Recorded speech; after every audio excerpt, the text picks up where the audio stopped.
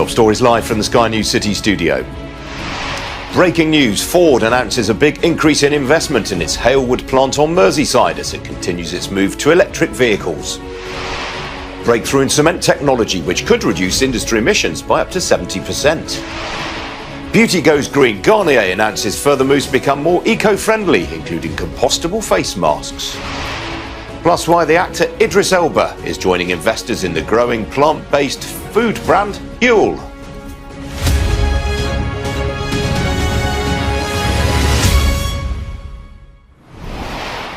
Good morning, this is Ian King Live, an hour of business and economic news from the heart of the city. Well, we begin this morning with some breaking news this hour. In the last few minutes, Ford has announced that it is raising investment at its Halewood plant on Merseyside. It's putting in an extra £125 million, increasing capacity by 70%.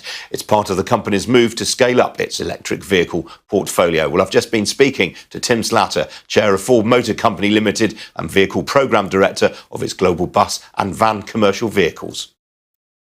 We're making this increased investment in Halewood to support our mission to fully electrify our commercial vehicle fleet and our passenger vehicle fleet by 2025.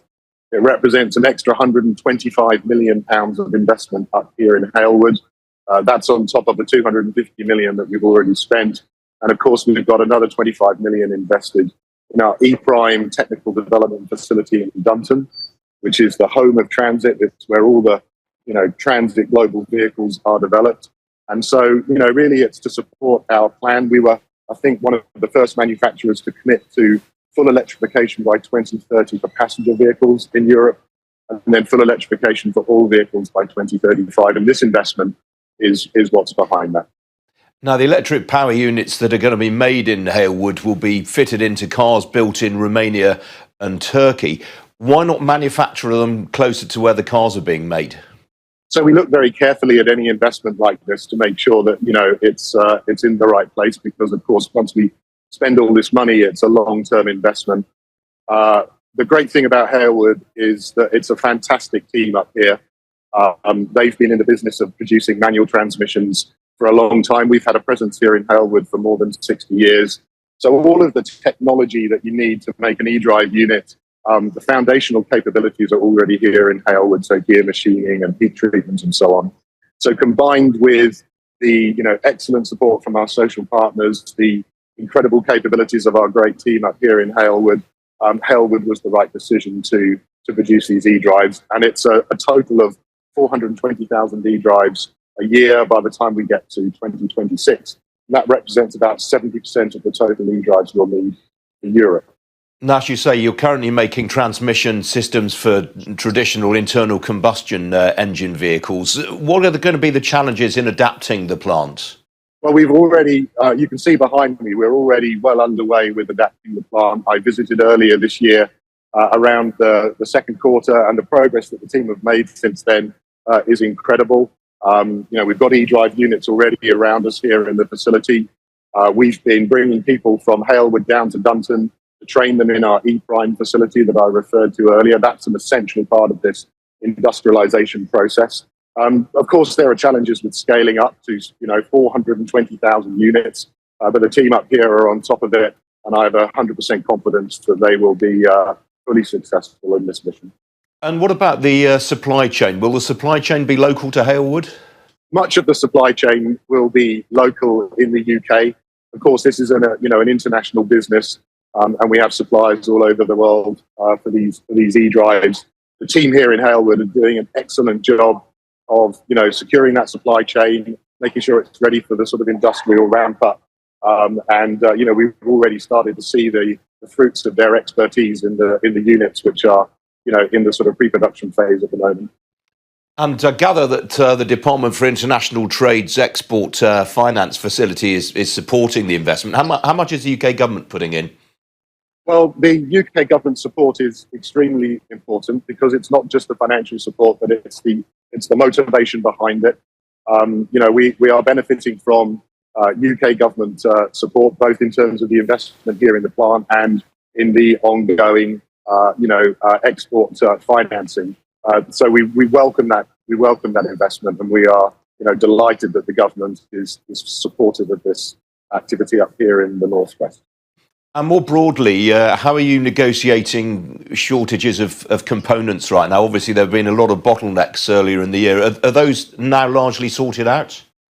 I think we would say that the bottlenecks are easing generally, but the supply chain constraints globally still exist. The supply chain is, very, very tight supply chain at the moment. If there's any disruption anywhere through the supply chain, it can be felt, at a production facility like this, or even at a vehicle production facility. So, as we come out of the constrained period, we're still seeing problems, but the team's working incredibly hard to overcome those things. What I would say is that an important feature of this investment in Halewood is the insourcing of these e-drive units, so that we have a lot more control over the critical supply of these systems for our electric vehicles moving forward. And I gather, correct me if I'm wrong, I gather there are fewer moving parts in the e-drives than there are in the traditional transmission systems. Well, the e-drive itself is a very complex, high-technology automotive component because, of course, it includes the motor, it includes the transmission elements, it includes the ISC, high-voltage controller. So it's a very complex unit. Of course, it's not involving a multi-speed, transmission, sort of mechanical engineering complexity or mechanical production complexity. But the high technology of the e-drive, I think, more than offsets that. It's a critical component for the vehicle and a very high tech thing for our team up here in Halewood to upskill to produce. And one of the biggest producers of carbon emissions globally is the cement industry. It's reckoned to account for about 5% of CO2 emissions around the world. But one Irish company is hoping to change that. EcoCem claims its new ACT technology could reduce industry emissions by up to 70%. Well, joining me now is Donal O'Rian. He is the founder and managing director of EcoCem. Donal, welcome to you. For those who don't know, why is cement production so carbon intensive? Well, it's an industry that produces roughly 7% of total CO2 emissions in global CO2 emissions. So it's one of the most carbon intensive industries. And it has an extra problem in that a lot of that carbon, the CO2 emissions, come from the chemistry involved in manufacture of cement. A small part, about 1/3, comes from the energy that's needed. But even if energy became carbon neutral in the future, the industry would still be producing 2/3 of its CO2 as long as it sticks with the current technology. So how does your technology remove carbon emissions from the process? Well, we change basically everything from the formulation of cement to the manufacture of cement to the way it's used. And we do that in order to bring down the component within cement that causes the CO2 emissions. And that's called the cement clinker. And now it represents 3/4 of cement. And we have it down to around 20% of cement. Now, when you reduce the cement clinker to that level, the CO2 emissions come down in direct proportion to that. So we get comfortably about 2/3 reduction in CO2 emissions, which is equivalent to reducing global CO2 emissions by about 5%.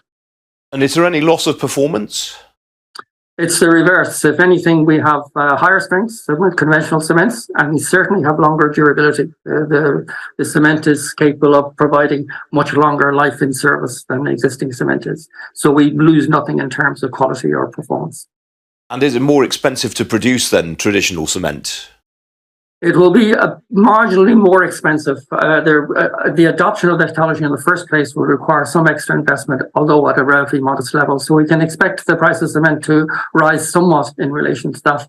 But when the industry settles down to using this technology as a routine, there should be very little difference between increasing cost for the industry. Obviously, the global cement industry is dominated by a handful of big multinationals. Why is it that they've not come up with anything like this, but it's been left to you, a sort of comparatively young company? Well, we're a 20-year-old company. It's not that young. We have invested substantially over the last 10 years. We have carried out research in 3 different highly specialized laboratories. We have 30 people full-time working on this. We have over half them are PhDs. We have associated that with a science panel of international experts to support on particular expertise on particular issues. And we have part of the most talented and most mature technical leadership in the industry managing those resources. It's not a surprise that we have gone further than the rest of the industry. We've tried harder.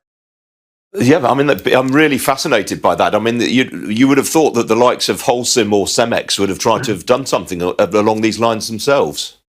It's very strange because there is a culture within the industry. Two things about it. One is that the people who lead the industry are not knaves or fools. They are very bright and able people, but they have a huge investment in existing assets to produce existing technology. And it's natural enough that they should look first to ways to protect those assets in order to try to take the existing technology and without substantially changing it, find ways to reduce its carbon footprint.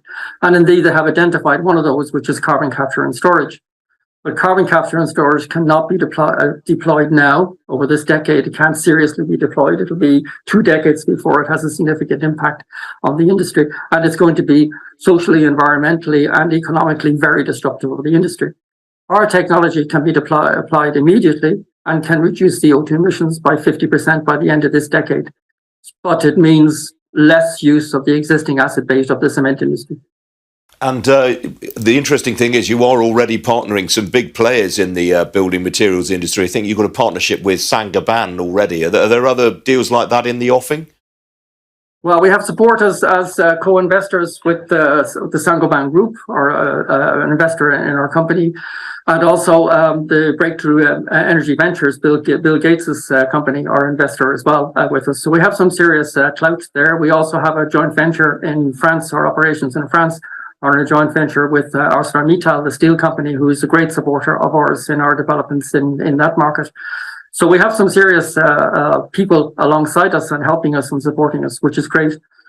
But we also know that the industry itself has a tremendous appetite for this type of technology. We already have discussions underway with a number of very serious prospects. And we hope early in the new year to be able to make further announcements in that area. Excellent. Well, we shall watch with interest, Donald. Good to talk to you this morning. Thank you. Great to talk to you. Thank you, Ian. Cheers. Some other business news stories for you now. And shares of ITM Power rose by more than 3% this morning, despite the energy storage and clean fuel company deferring a trading update. The Sheffield-based company said it had taken the move so that Dennis Schultz, its new chief executive, would have sufficient time to properly assess the company's operations and identify his near-term priorities. Mr. Schultz was appointed last week after ITM announced that its former chief executive, Graham Cooley, was stepping down after 13 years at the helm. Well, Dr. Cooley announced plans to step down in September after ITM reported a sharp increase in losses. The investment platform and stockbroker AJ Bell said today it would be handing all employees £2,000 worth of free shares in the business on an annual basis. Its new chief executive, Michael Summersgill, said the move was aimed at ensuring that all employees felt a sense of ownership and would continue to share in the success of the business. He said all employees had also received a pay award protecting them from the current inflationary environment. Well, the news came as AJ Bell reported a 6% rise in full-year pre-tax profits to £58.4 million. And the premium British chocolate maker Hotel Chocolat said today it expects December trading to be busier than ever thanks to a resurgence in visits to its stores. It said that despite the macroeconomic environment, people were still treating themselves with affordable luxury and remaining loyal, while it was also winning new customers. Well, the news came as Hotel Chocolat reported a full-year pre-tax loss of £9.4 million. That compared with a profit of £3.7 million. During the previous 12 months, the loss was, as previously flagged, due to the cost of stopping sales direct to consumers in the United States and closing its warehousing and fulfillment operations in the country. If you're watching this programme while working from home, then you might well be a multi-hyphenate, someone with several different jobs and working outside of the regular 9-to-5 regime. But it's often a challenge for people like that to collaborate with like-minded souls. Well, that was the thinking behind Polywork, a professional network, which is currently being used by some 40,000 users globally. Well, joining me now is Peter Johnson. He is the founder and chief executive of Polywork. Peter, welcome to you. Thank you for joining me, first of all, at such an unsociable hour of the day. So you better explain to the uninitiated what polyworking actually is. Yeah, thank you for having me in, and anytime we'll get up early or late. So polyworking is just the pursuit of passion projects for income outside of the 9 to 5 work. Simple. And how have things changed post-pandemic? I mean, we're seeing a return to the offices and so forth. Has polyworking survived all that?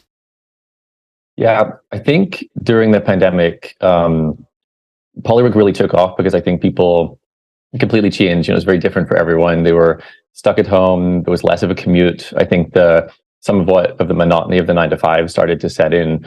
And so I think polywork, the trend, definitely, it took off. I mean, it's always been around. It really took off when people had the extra time in their hands. And I think a lot of us questioned, who are we? What do we want to do during the pandemic? And so it was really, I think, initially about the pursuit of passion and authenticity and new ways to kind of work on creative projects. I think post-pandemic and what you've seen in the recent months with the layoffs and the stock market downturn is it's also becoming about a need for other streams of income and a little more financial stability outside of just that sole income stream, that 9 to 5 income stream that most of us have. Give me an idea of the sort of people who are using the network. Yeah, so there's a breadth of people, but we are predominantly popular in tech, media, entertainment, finance, and investment. All right. And what's the sort of typical earnings profile of someone? Do you get that sort of granularity of detail on them? Yeah, we do. It can vary. I mean, a lot of the workers on the platform make 6 figures, but the breadth of what they can make from the spectrum of polyworking kind of varies from everything from a couple of hours a week mentoring or advising companies, which might be in return for equity or advisory shares, right through to, we had someone on our podcast last week that is on track to make up to $1 million of side income because they started, they took their expertise from their 9 to 5 and they've started producing educational content online and reselling that. So it can vary wildly from some supplemental income right through to people becoming $1 million businesses, in addition to also working like a 9 to 5 job. That's extraordinary. And how do you make money? What's the business model? So for Polywork, our professional network, there is we don't currently have a revenue stream. We've just been focused on user growth in the first kind of 18 months of the business, very young business.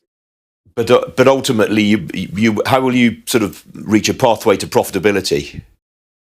Yeah, so the main plan, so a lot of traditional professional networks that focus on 9 to 5 resume, 9 to 5 work, 9 to 5 opportunities, they have monetized through recruitment, which makes a lot of sense. We are a professional network that is much more focused on, like, where do you go to find those collaborators or those opportunities to polywork with others? And so over time, as the network grows, we'll be looking to build out a number of ways to monetize, more than likely through search and through premium search, and helping people connect with one another. You've got some pretty big name backers behind you, including Andreessen Horowitz, one of the most successful investors in the Valley. Yeah, we do. We are very, very fortunate to have a particularly at this current market downturn, many years of runway, thanks to Andreessen Horowitz, also caffeinated capital too. And the backing of I think a lot of companies have been trying to help with the latest workplace shift. And so we also got a lot of investment from a number of other consumer network founders like Clubhouse and Twitch and YouTube. And it's been great to get their advice and kind of mentorship over the last 18 months, particularly with the amount of volatility in the workplace. Excellent. Well, look, we hope to hear from you in future, Pete. It's a fascinating story. Thanks for joining me today. Thanks so much, Ian. Still to come here on Ian King Live. We're going to have a look at how the markets are doing on this first day of December. Don't go away.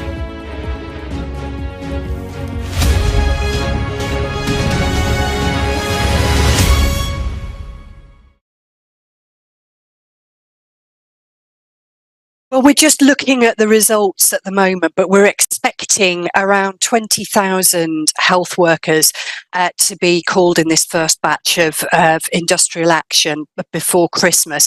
So that covers a range of different healthcare occupations. We've got membership across all of the non-medical groups in the NHS. But what you'll be most aware of is the large number of ambulance workers that will be involved in this first wave. So we're looking at dates before Christmas. We haven't set those yet. And the key message this morning is to use this as an opportunity again to say to the government, we can postpone this if you come forward and boost pay and talk to us about resolving the staffing crisis that's running rife across the NHS. We're expecting other groups of healthcare workers to return their ballot results over the coming days and weeks.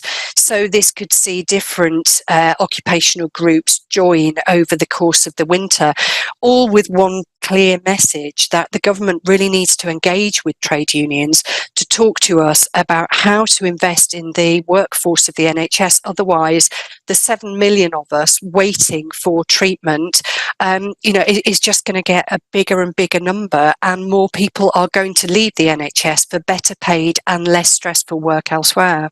In the middle of the worst cost of living crisis, 80,000 people prepared to go without pay in order to call the government's attention to the dire state of pay and staffing in the NHS. And that is just going to build as we go through the winter and into next year. So the government really need to stop ignoring this, to stop pretending that they've engaged properly with this subject when instead they've just ignored it and referred it to the NHS pay review body.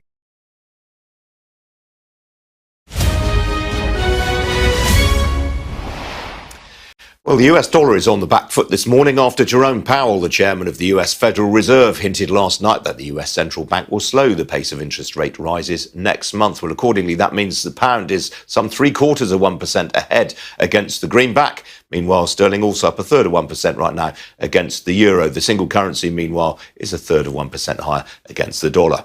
Well, on the equity markets, Wall Street enjoyed solid gains last night on those comments from Jerome Powell. That was followed by gains overnight in the Asia-Pacific region. Tokyo finished nearly 1% ahead, while Hong Kong, Shanghai, Sydney and Mumbai also finished in positive territory. In Europe, stocks have traded largely to the upside this morning, although not with as much conviction as they did overnight in Asia. All of the main continental European indices ahead right now. Talking points this morning include Atos. Shares of the French IT consulting group are ahead by some 4% on news of a partnership with Amazon Web Services. Well, here in London, the FTSE 100 is also in positive territory. It's up only about 1/10 of 1%, but it did mean that it briefly hit its highest level since the 8th of June this morning. There are not too many specific features for investors to hang their hat on right now. Among the fallers, though, the education group Pearson, the shares are off some 3% on broker comment. They have had a good run this year, Pearson. Outside the FTSE, the components group Essentia, the shares are up there by some 1.5% on an acquisition. As for the oil price, well, that rose overnight ahead of this weekend's OPEC meeting. We're expecting production cuts to be discussed there. You can see a barrel of Brent crude more or less unchanged right now on the session. Currently changing hands at $86.89 a barrel. Well, joining me today is Anna McDonald. She's fund manager at Amati Global Investors. Anna, welcome to you. I guess there's no getting away from Jay Powell. We've got to start there, really. I mean, really, the markets took this in good heart, didn't they? Yes, they did, and I thought he actually spoke in quite a balanced way. The markets, however, decided to take it quite positively, and we saw the S&P up 3.1%, and as you say, it was followed overnight. We've got another important interest rate point on the 12th or 13th of December, I think, and that's followed by the next Fed decision. But it seems like the market's pricing in a 0.5-point rise rather than a 0.75% rise. And as you say, that's led to some weakness in the dollar. It doesn't seem to have flowed through to Europe today. I think there's just much more of a cautious tone out there in Europe. We've seen gas prices start to peak again. We're worried about this oncoming cold snap that's going to affect particularly the north of Europe. And we also had some news from Germany on retail sales, which were much worse than expected. Germans are famously pretty cautious when they think that the household budgets are going to be tight. They're much less likely than those in the UK or the US to put something on plastic. They just really want to make sure that they can actually afford things month to month.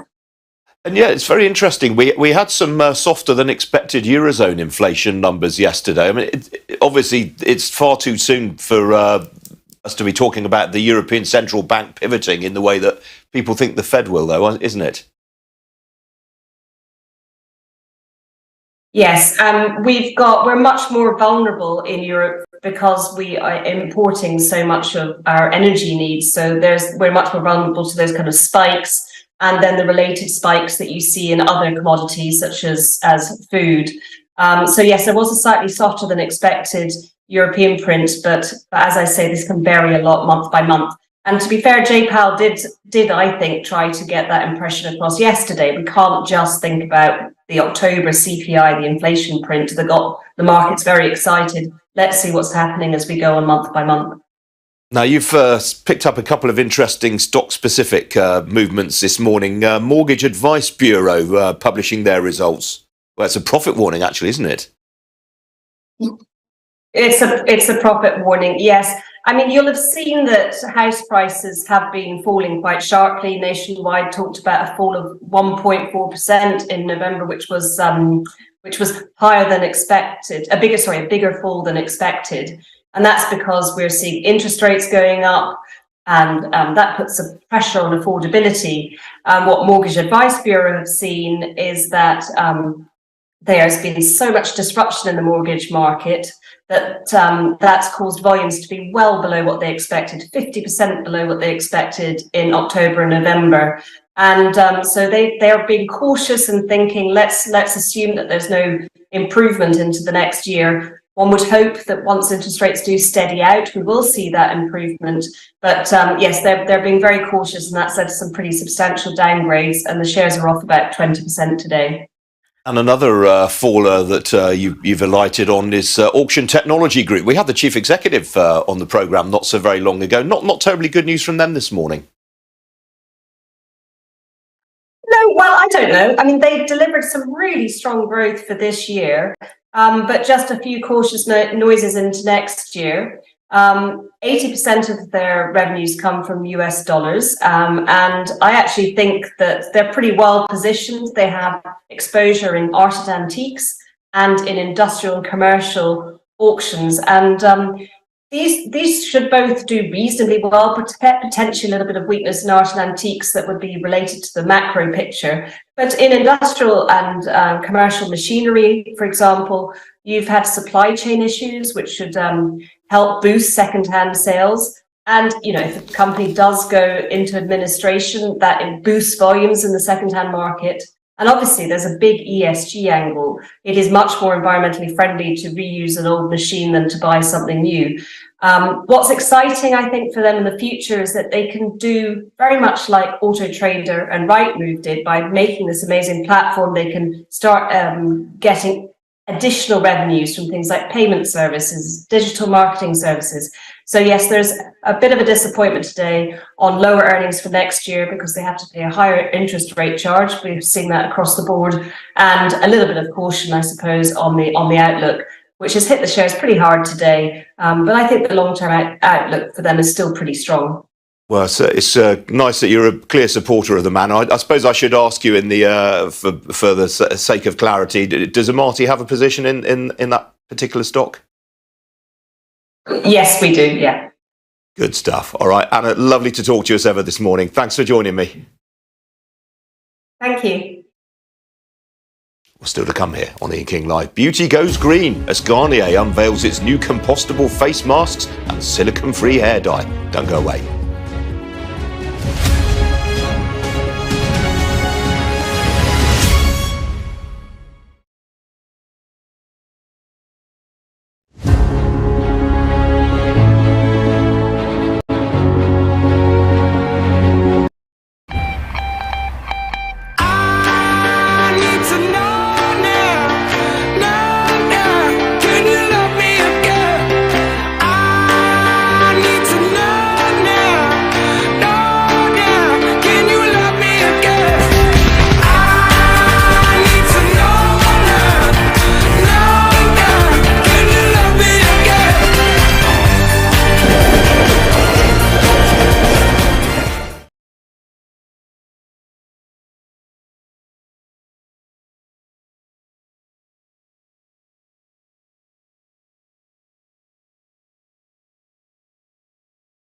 Money to their loved ones in Africa.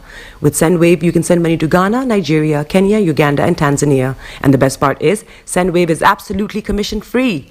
Our exchange rates are excellent. You can see for yourself by checking them out on our website. So how do you use SendWave? SendWave is an app that you can download onto your phone from the App Store or Google Play Store. The app is free to download. After downloading it, just open the app and enter your name, email, and phone number. That's it. You're good to go. Make sure you use the promo code SR. S for Starr, R for Radio. This promo code will give you £5 free credit to send to Africa on your first transaction. Your money will be delivered to your recipient within seconds. Feel free to call me on 0749 7377 647 at any time. I'll be happy to tell you all about SendWave and help you in any way I can. Remember to use the promo code SR for £5 free credit. Vedasse. Hi everyone, it's your girl BB Clement, the author of How to Go From Employee to Entrepreneur and the host of your weekly business show, BB Means Business, the show where we discuss everything you ever wanted to know about business but you were afraid to ask. How do I start my business? How do I raise the finance?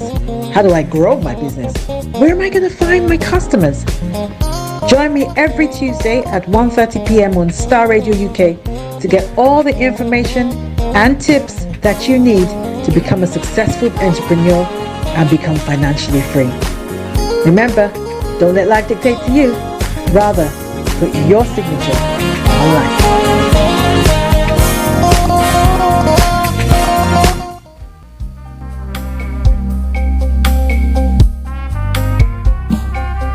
Are you looking for the fastest, reliable, and trustworthy door-to-door shipment company? Well, look no further. When was the last time your family received a shipment back in Ghana on time and in time? You are not sure? Well, Lamb Shippers, we pride ourselves with being the fastest, reliable, and trustworthy shippers you can use. You are assured of a prompt pickup anywhere in the UK by our personnel. They also make sure your items are well packaged to get to its destination in time. When it comes to door-to-door shipment, look no further. Well, Lamb Shippers, contact us on 07939009321 or 07498911820. Or you can visit our website www.welllamb.co.uk. You can also drop us a mail, info@welllamb@gmail.com. Well Lamb Shippers, fast, reliable, and trustworthy.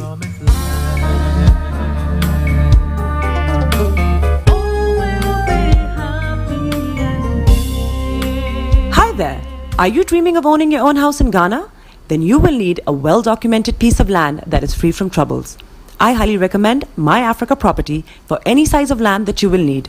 With My Africa Property, lands are available in Pram, Sopoli, Tohenia, Ogome, Dodova, Winneba, and many other locations at affordable prices. These locations are about an hour away from the airport, only 35 minutes from the motorway, 10 minutes drive from Central University College, 10 minutes drive to the beach, and close to Pram Senior High School and Ghana Men's Soccer Center of Excellence.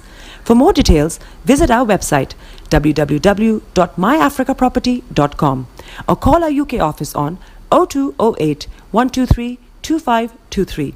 For our US and Canada offices, call us on +1 585 184 994145. You can also email us at ghana@myafricaproperty.com.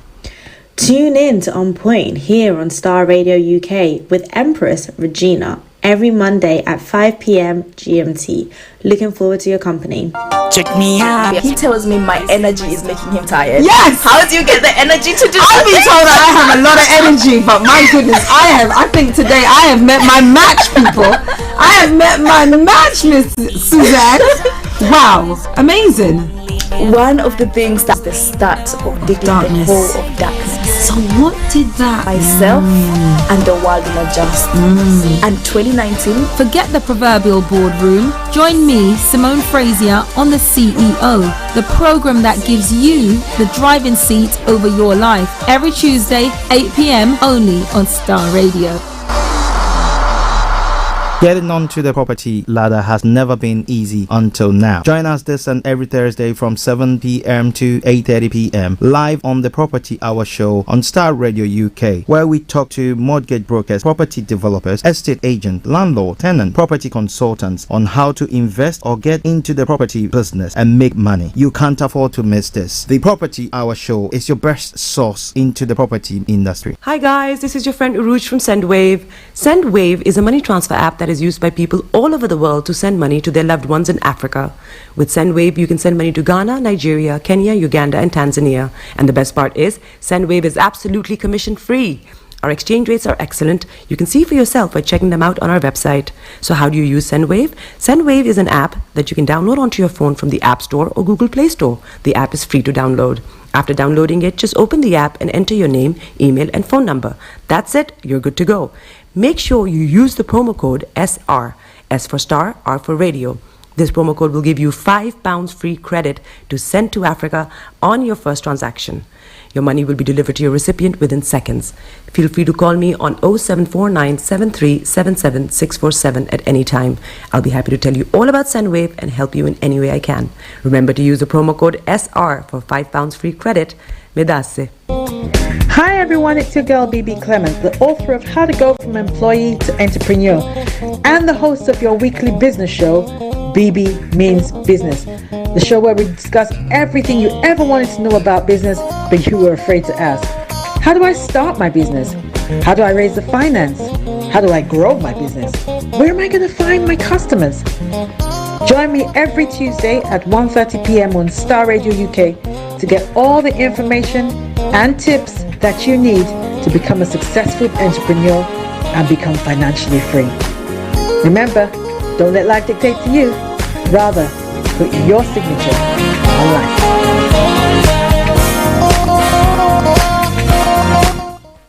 Hi there, this is CJ Buckman, your life coach. And whenever I'm in London, I listen to Starr Radio UK right here. But guess what? You can listen to wherever you are. Show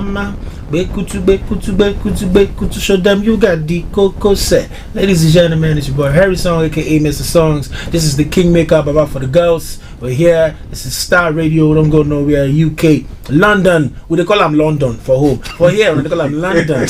And that's how you know. Just have fun and stay blessed. The best radio show. Broadcasting worldwide, online 24/7. All around the world.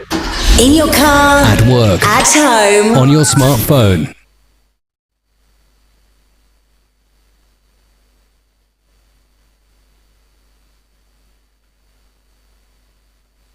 This is Starr Radio UK. Are you ready to turn it up? 10, 9, 8, 7, 6, 5, 4, 3, 2, 1. Birds flying high, you know how I feel.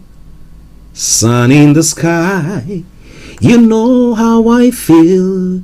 Breeze drifting on by, you know how I feel. It's a new dawn, it's a new day, it's a new life for me. And I'm feeling good. Hey there, this is Archie, and it is Starr Radio UK and the morning show.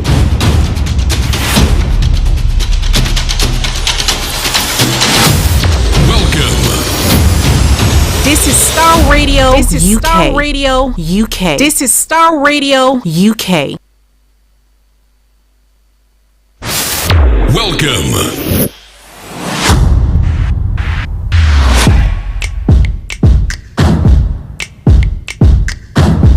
This is Starr Radio UK. Are you ready to turn it up? Broadcasting worldwide, online 24/7.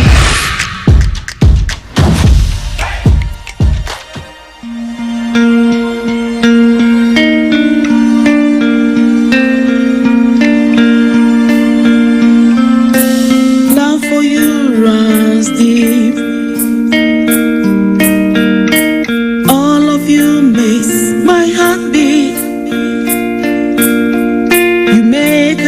before they fade.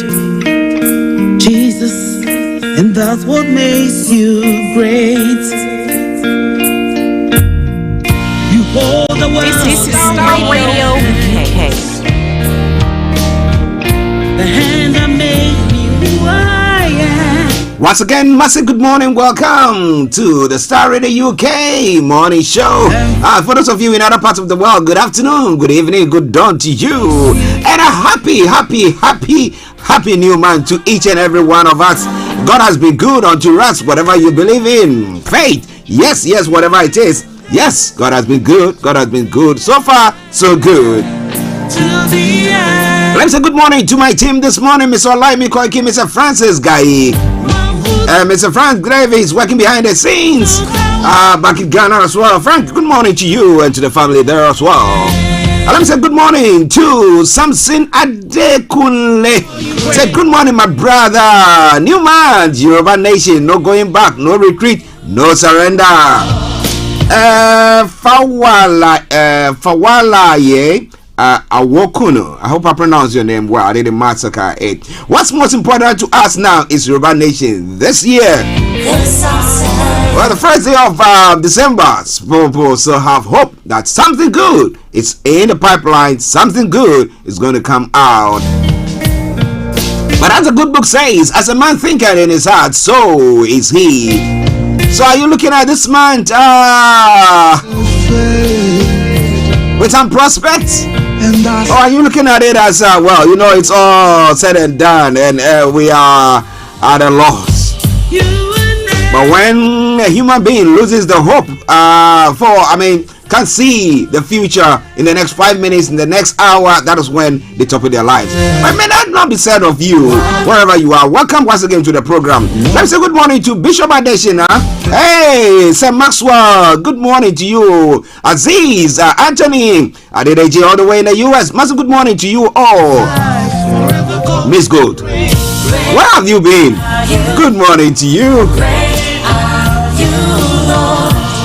But share the program live with your friends and loved ones and invite them to like our pages.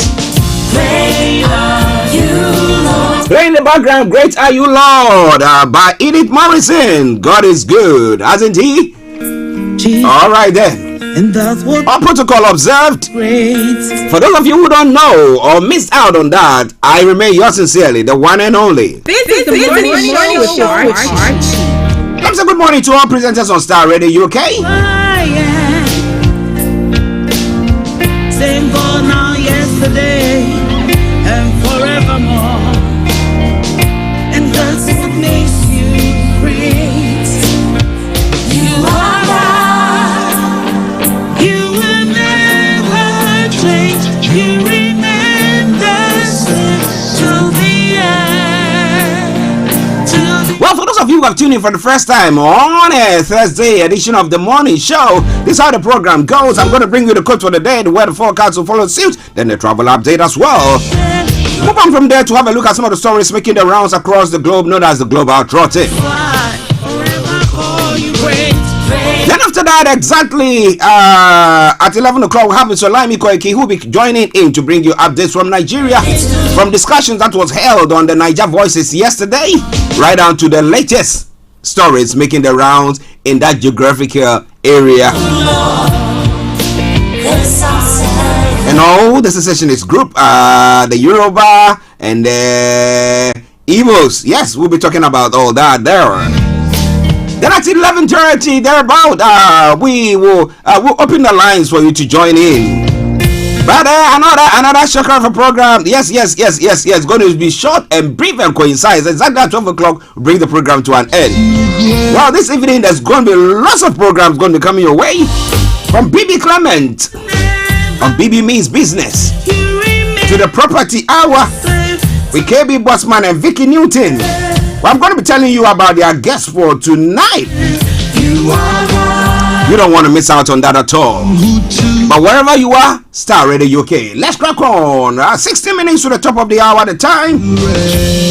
The quote for the day says, anyone can be nice to those who are nice, but the person who can be nice to those who aren't will be more blessed by God. A bit of faith there, isn't it? Starr Radio UK.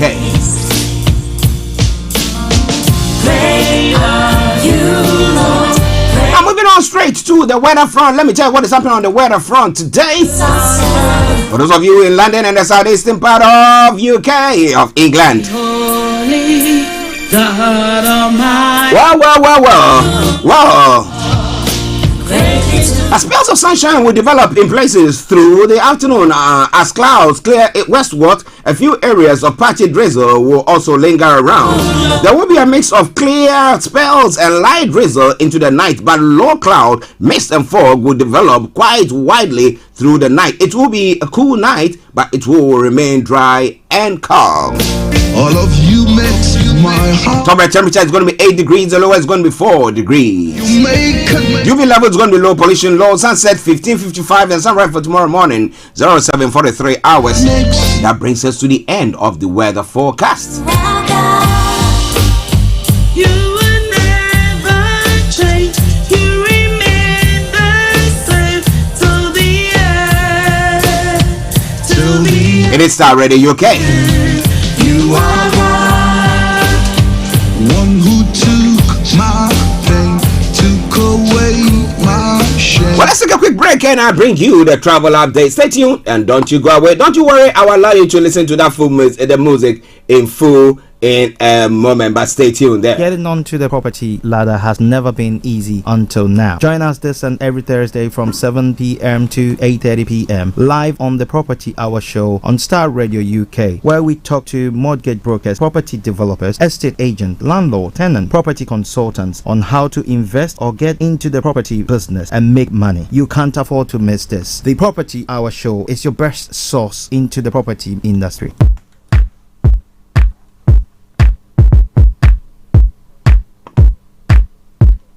This is Starr Radio UK. Okay, so keep your eyes on the roads. Keep your eyes on the roads. So we'll keep you navigated. I promise I'm on the Starr Radio UK travel update that comes to you every weekday from 10:40. It's not 10:47. How is your travels like? Well, on the underground this morning, I can tell you assuredly good service throughout, apart from the Piccadilly line that's got severe delays between Acton Town and Heathrow terminals due to an earlier fire alert at Hatton Cross. Good service on the rest of the line. London Underground tickets will be accepted on London buses and Elizabeth line. DLR, London Tram Link, good service there. London Overground, good service. But keep your eyes on the roads, keep your eyes on the roads. Moving on straight to the major roads in London. A4, Central London Red Routes and North Circular A406 have all got closures. So please do your best to avoid it if you can.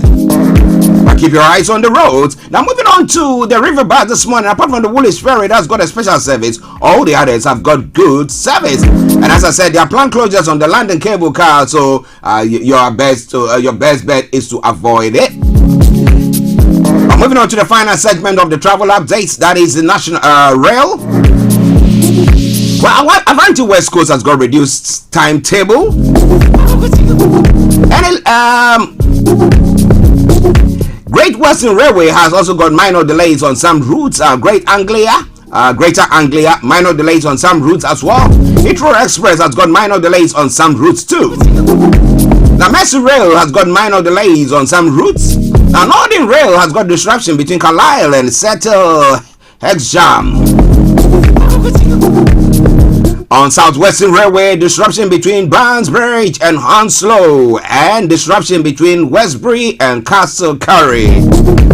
But keep your eyes on the roads. Keep your eyes on the roads. You are starting to continue to listen to us, because that's when there are any changes will bring it to the fore. On the Southeastern Railway, amended off and peak timetable on. So though peak time amended timetable is off, now they have peak timetable. So please check before you leave so that you don't miss your appointment.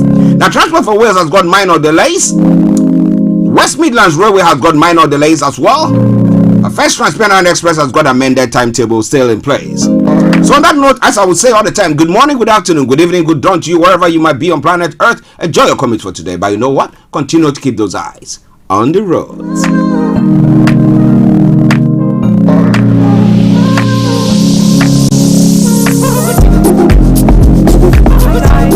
and Uruj from SendWave. SendWave is a money transfer app that is used by people all over the world to send money to their loved ones in Africa. With SendWave, you can send money to Ghana, Nigeria, Kenya, Uganda, and Tanzania. And the best part is, SendWave is absolutely commission-free. Our exchange rates are excellent. You can see for yourself by checking them out on our website. So how do you use SendWave? SendWave is an app that you can download onto your phone from the App Store or Google Play Store. The app is free to download. After downloading it, just open the app and enter your name, email, and phone number. That's it. You're good to go. Make sure you use the promo code SR. S for Star, R for Radio. This promo code will give you £5 free credit to send to Africa on your first transaction. Your money will be delivered to your recipient within seconds. Feel free to call me on 0749 7377 647 at any time. I'll be happy to tell you all about SendWave and help you in any way I can. Remember to use the promo code SR for £5 free credit. Medasse. Hi everyone, it's your girl BB Clement, the author of How to Go From Employee to Entrepreneur and the host of your weekly business show, BB Means Business, the show where we discuss everything you ever wanted to know about business but you were afraid to ask. How do I start my business? How do I raise the finance? How do I grow my business? Where am I going to find my customers? Join me every Tuesday at 1:30 p.m. on Starr Radio UK to get all the information and tips that you need to become a successful entrepreneur and become financially free. Remember, don't let life dictate to you. Rather, put your signature on life.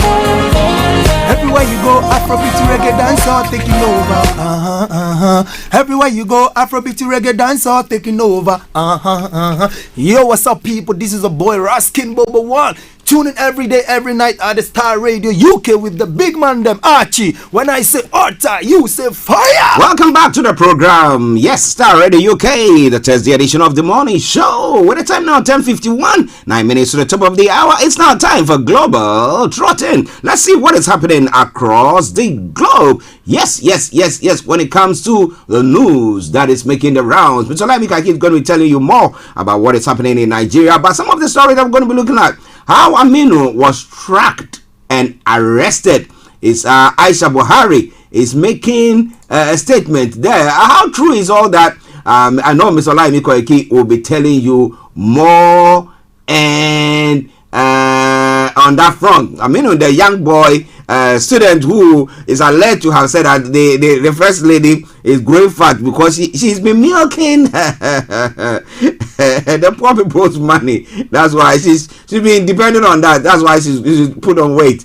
Okay, well, he's been apprehended. What is happening there? We'll be telling you more about that. Twist as Oshimole speaks on PDP crisis, reveals real reason why Wike and others are still on the war path. I am fearful about the outcome of 2023 election. Former INEC chairman Jiga is saying why?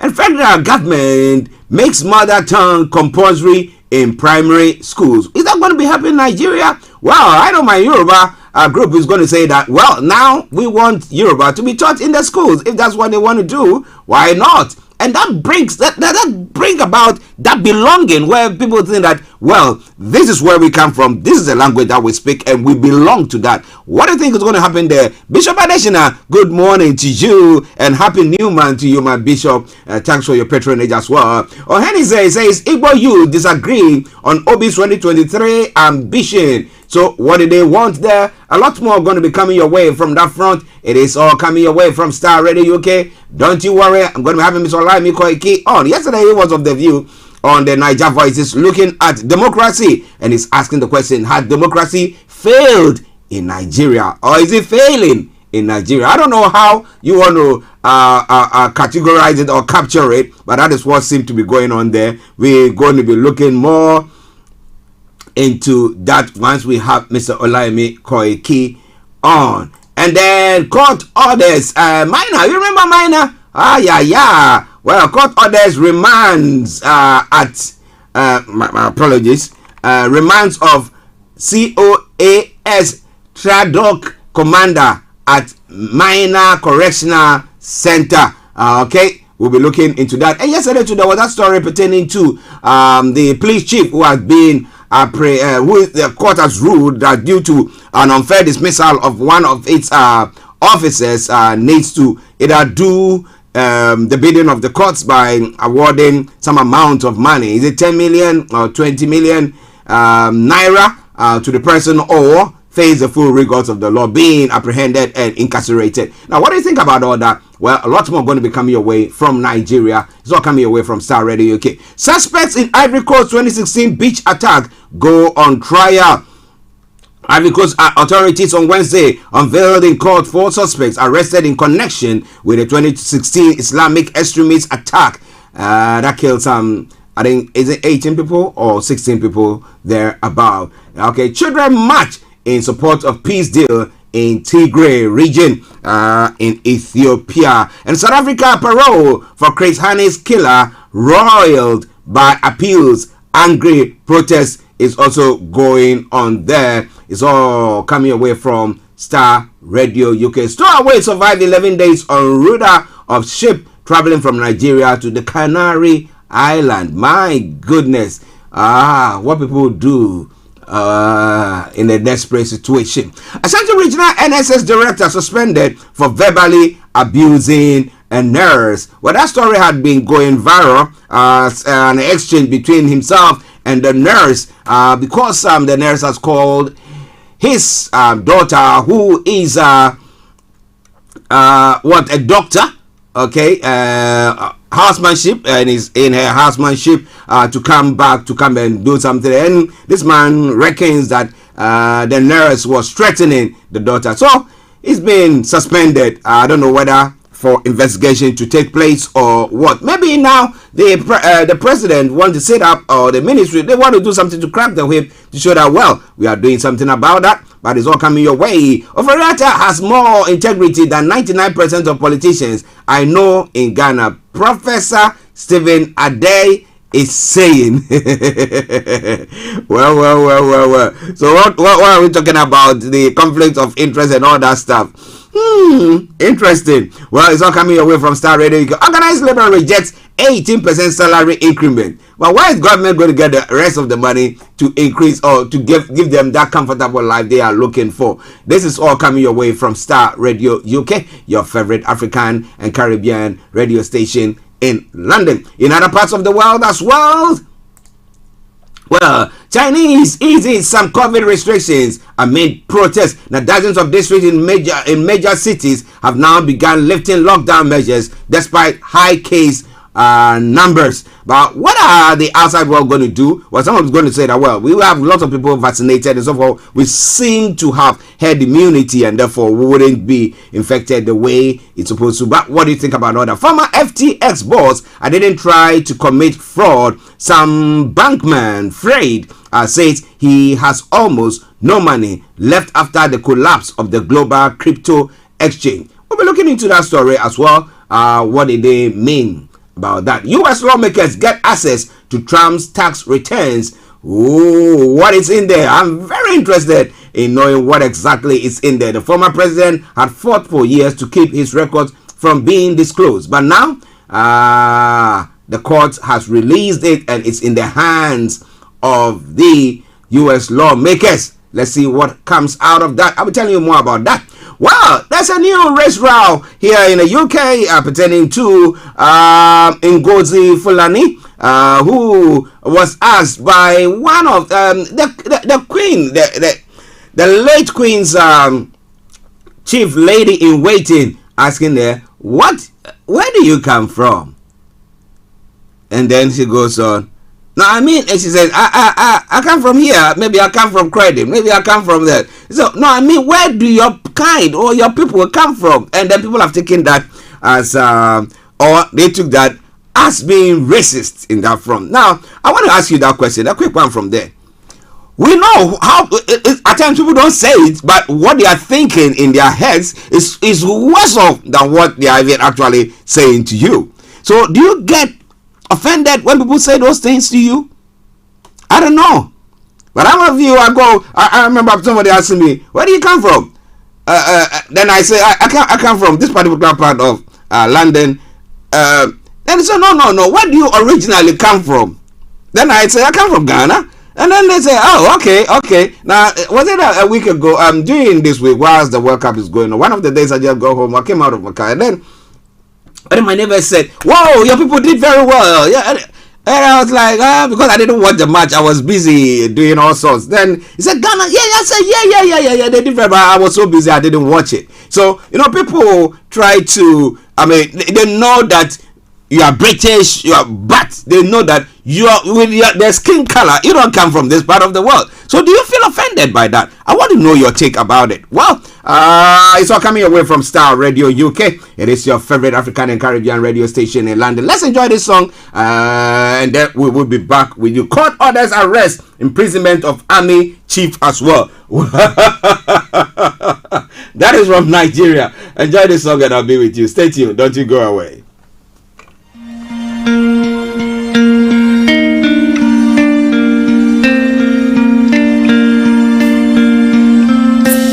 Love for you runs deep.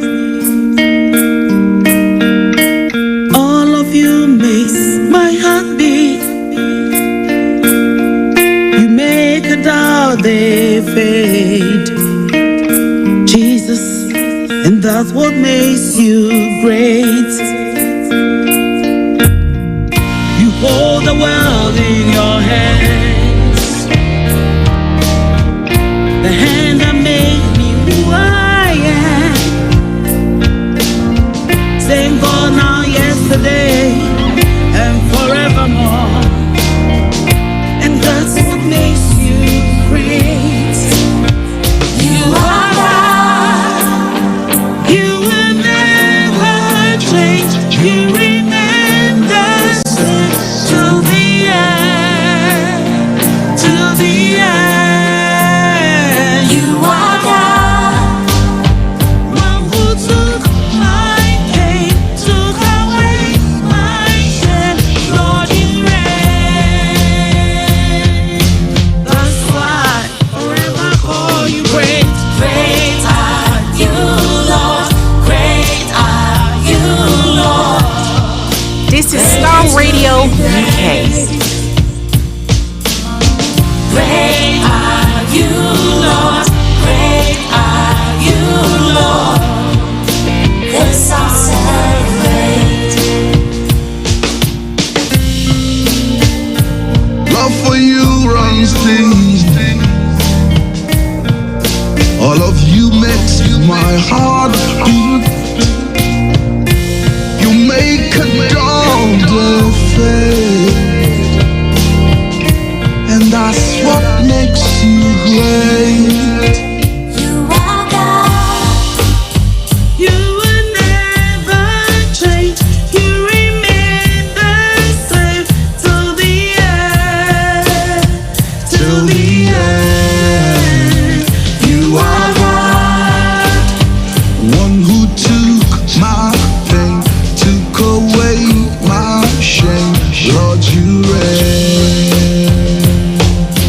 That's why forever call you great. Great are you, Lord. Great are you, Lord.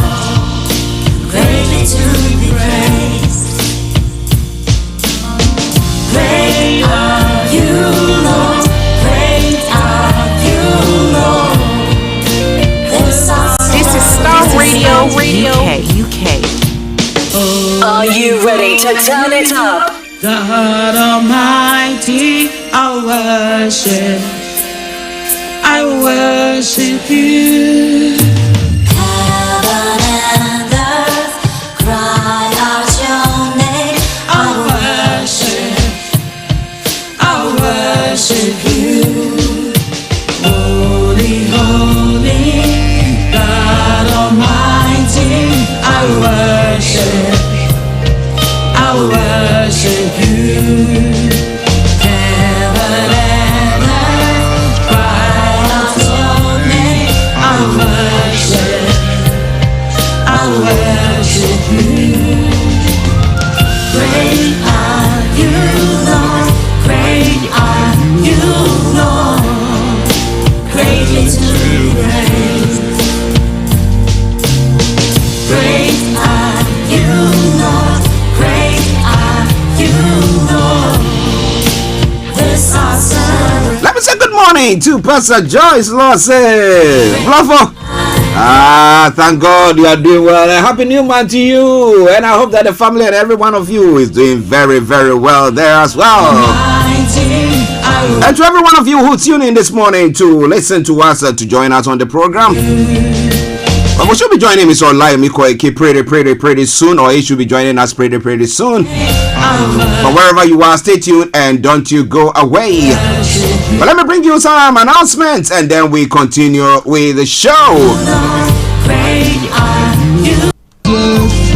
Well, this Saturday, exactly on the 3rd of December, exactly at between 4 and 6 p.m., BB Clement, the president of BB Means Business, is launching her second book, and this time around, titled Wealth Creation on God's Way. Wealth Creation on God's Way. Do you want to be part of it? Make sure you make your way straight to the Wood of Life Church, 72A Mayswood Road, London, SE12 9RP, nearest station Grove Park. RSVP Pauline on 0203-223-0800. Make sure you make a date and then you will get your hand on that book. At this time, we all want to be rich, don't you? I really want to be rich, so that when we come on the platform, I can have all the funds to support all the courses. Yes, all the courses. There are lots of courses here that we want to be supporting. Well, those who are fighting for them to be, to break away. And, everybody needs some financial muscle to do so. So why don't you get your hands on that book? I will tell you more about that in a moment. But for now, it is Starr Radio UK. We're going to be going straight to our North London studios where we have the one and only, still the reigning champion and the White Lion himself, Mr. Olayomi Koiki, there, who has joined us this morning. And let me say, massive good morning to you, Yomi. A very good morning to you, Mr. Archie. Good morning to all our listeners and viewers. Good morning to Frank. Good morning to all our presenters.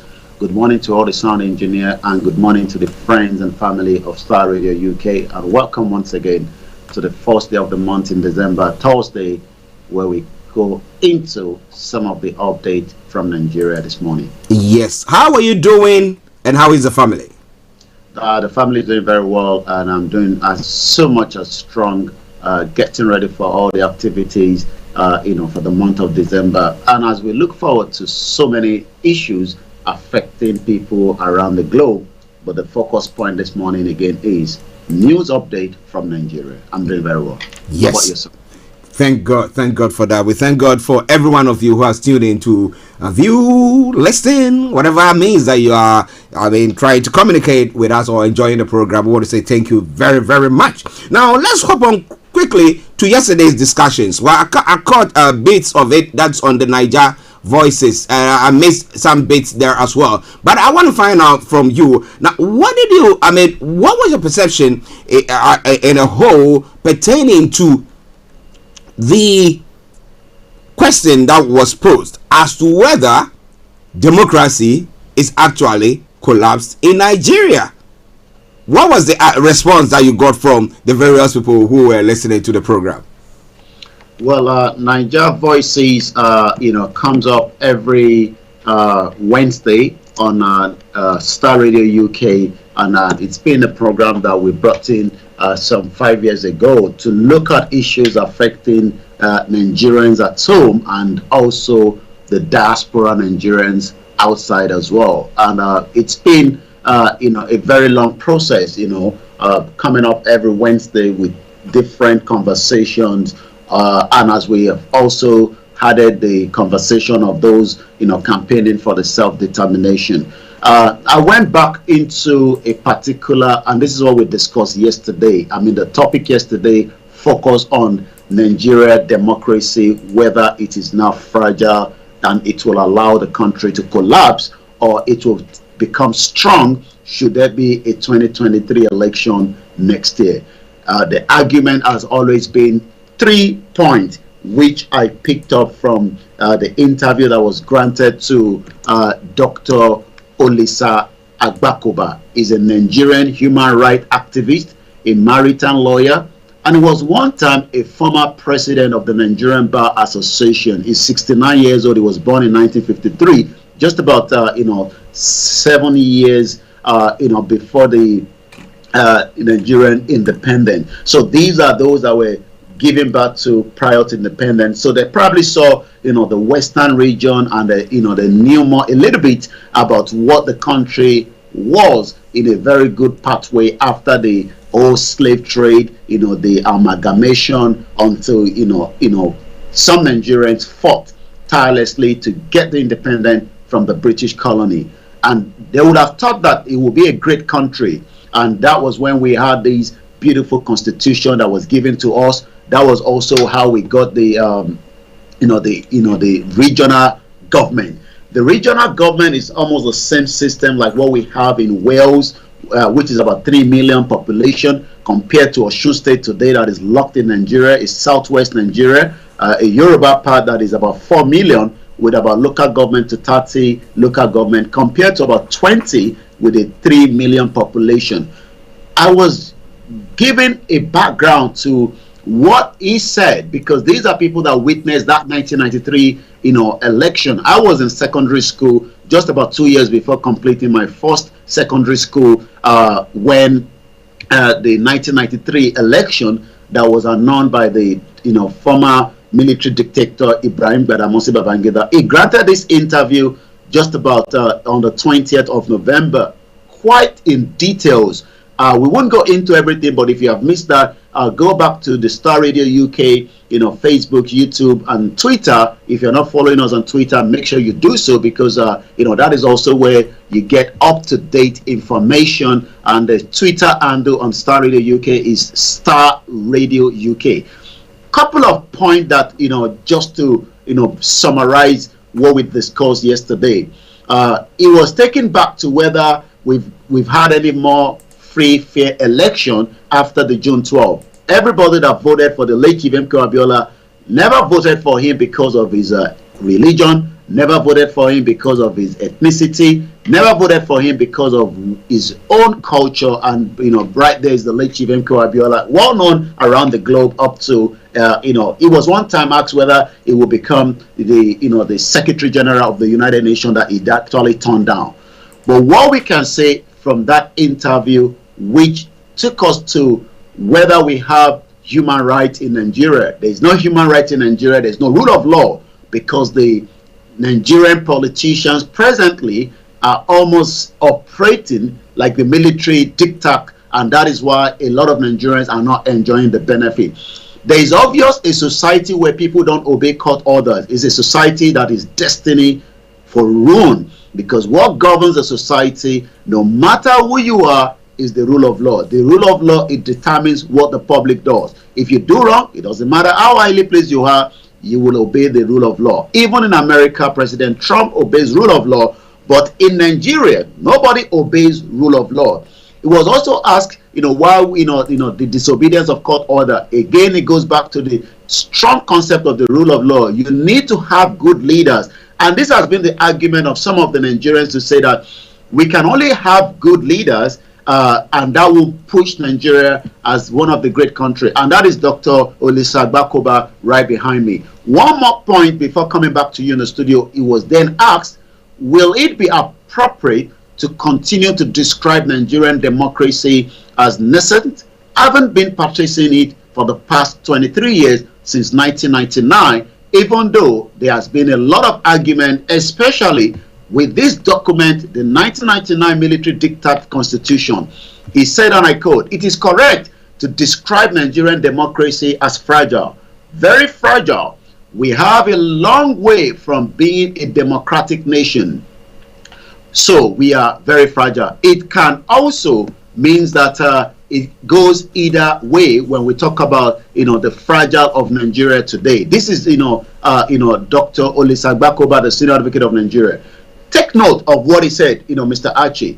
He said, and I quote, "A fragile system is the type that can collapse any day." So that literally means that Nigeria can collapse anytime between now and the day he has actually given, which was 30 days from the day he granted his interview. So that means there's probability that Nigeria can collapse before December 20 if, according to what he has actually said, he said, if I would not be shocked if 30 days from today, which was when he granted the interview, Nigeria ceased to exist. I will not be shocked if tomorrow it ceased to exist because it is a very fragile country.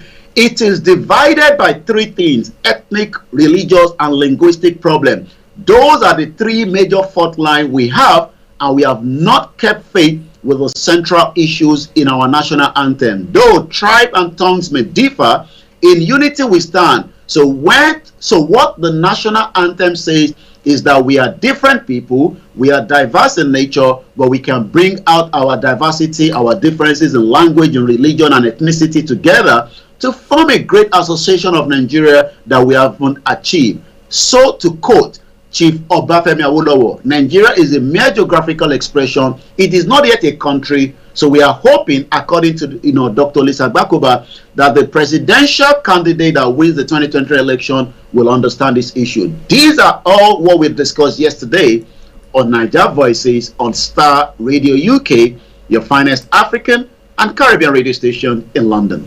Well, listeners, those of you who missed out, I mean, a bit of a breather there for you. And therefore, we want to encourage you, as Olayomi said, go to our social media platforms and go there. You can have a re-listen to it. But before I come on that, we're not leaving that that question or that story yet. Now, Prince Abimbola also says, good morning from MD USA. Mr. Archie White Lion, thank you so much for being, that we thank God that we are alive and in a new month. Thank you very much, and we pray that God keeps us as well. S.A. Lanre Aregbe also says, good morning, brothers. Okay, now let's look at one story, because now, whilst you were discussing that yesterday, I was trying to go through some my apologies, some of the stories that was going on in Nigeria.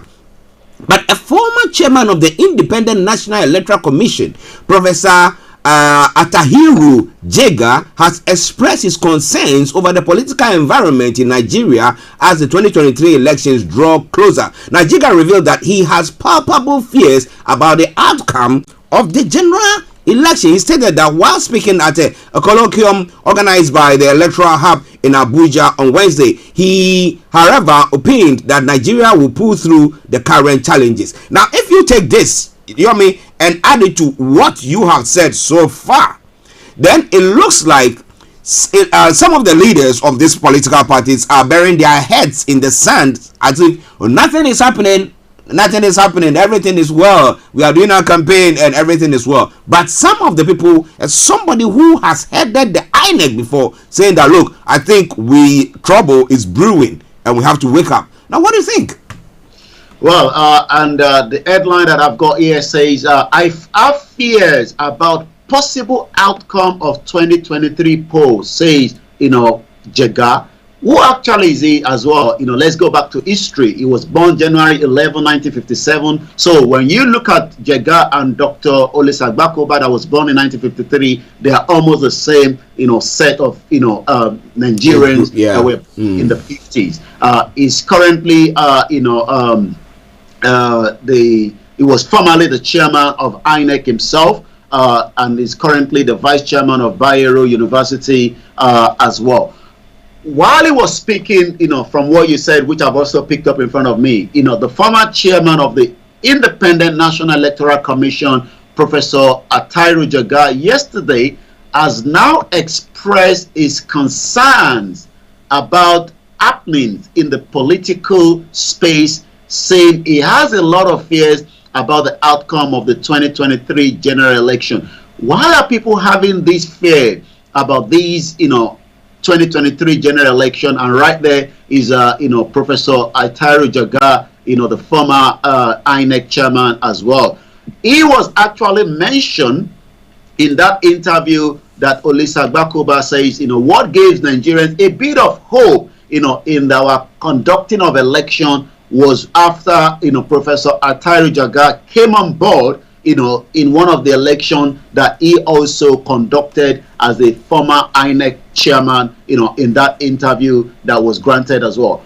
But the problem has been that a lot of issues has been on the table. The former chancellor of the Bayero University, Kano, expressed optimism that the nation will pull through current challenges and have a successful poll. Jega stated this in an interview with a journalist, like you said, at the colloquium in the honor of the Senior Fellow Center Democracy Development, Professor Adele Jinodu, while celebrating his 79th birthday with the team Adele Jinodu and the Electoral Democracy in Nigeria, knowledge production. But we have seen that the government presently have not done as much as the expectation from the Nigerian perspective.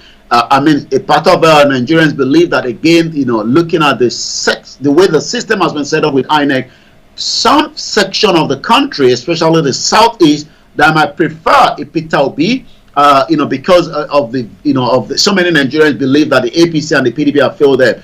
So, but the government, again, remember that even the APC chairman was a little bit skeptical in terms of the BVAS machine that will be put out there.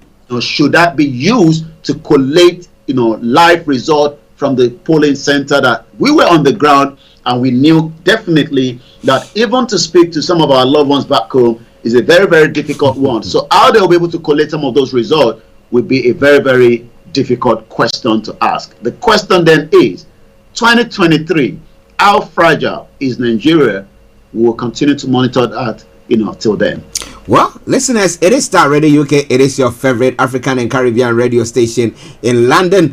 Bringing it time now to 11:21, but we got lots to bring your way in a short time. But let's move on. Now, yesterday, it was published that the police chief, let me bring his name and then add it to what you have put across as well, because it's quite an interesting one. The Nigerian Federal High Court has sentenced the Inspector General of Police, Osman Baba, to 3 months in prison for flouting a 2011 court order. According to local media reports, the IGP's sentence followed a suit that was filed by a police officer, Patrick Okoli, who was unlawfully and compulsorily retired from the Nigerian police service. Now, let me hop on straight. A federal high court sitting in Minna, the Niger state capital, has also ordered the chief of Army Staff General Farouk Yahya be arrested for contempt. Now, the two people that we can say that, well, they are the ones who can provide security for us, and we're going to be having an election. Both of them,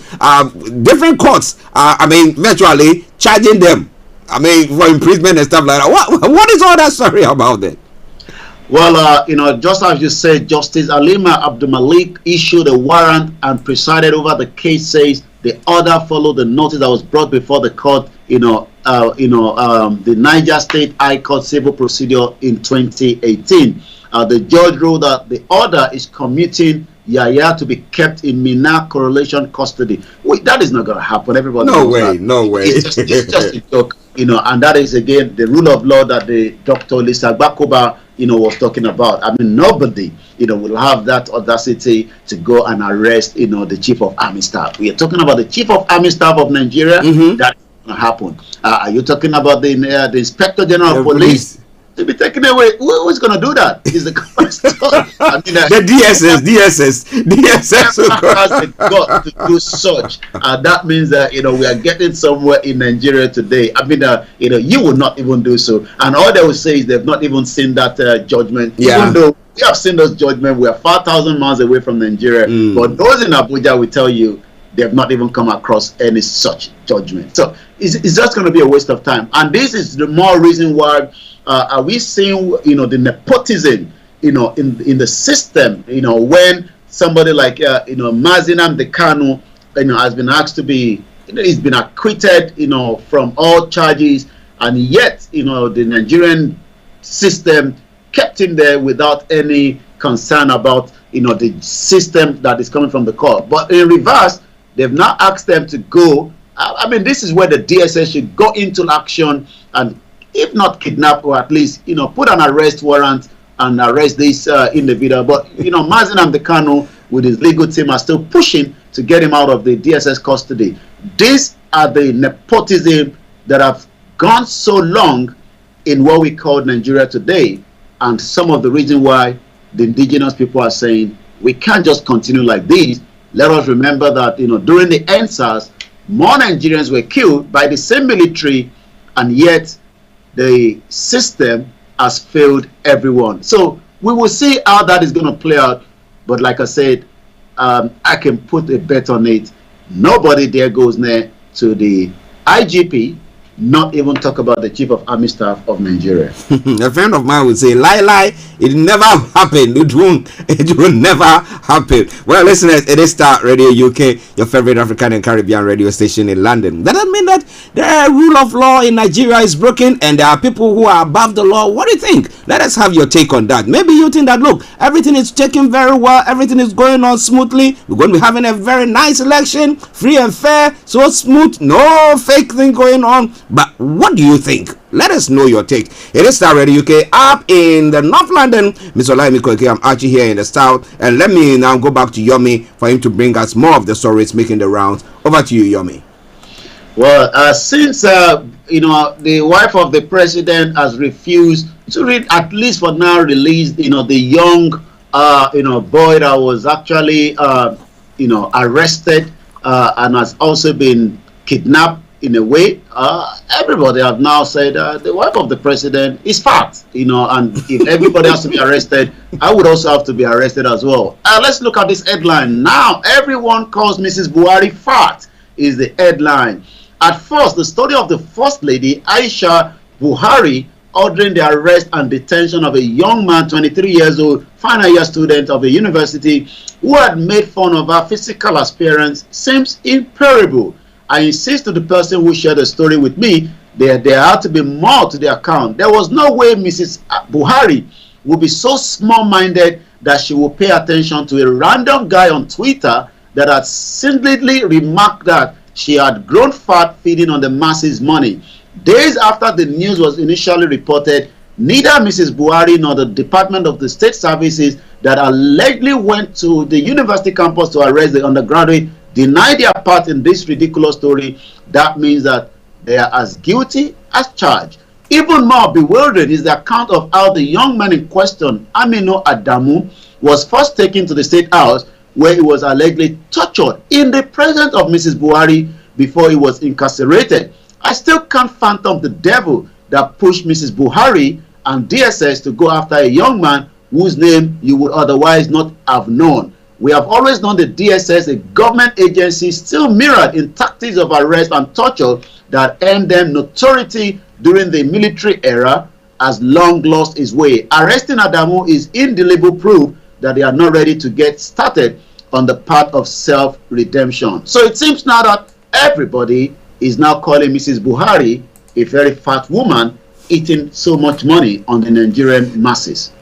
Interesting. Now, whilst you were speaking, then I was making some notes. Now, the guys just said that she's been feeding on the masses' money, and that's why she's fat. Now, who is paying her? Is it not the state that is paying her? Is it not the masses' money that is being, given to her? For everything that she travels and everything. Is it not Nigeria and the people tax money that is being used to fend her? So if somebody makes that statement, do you have to go that way?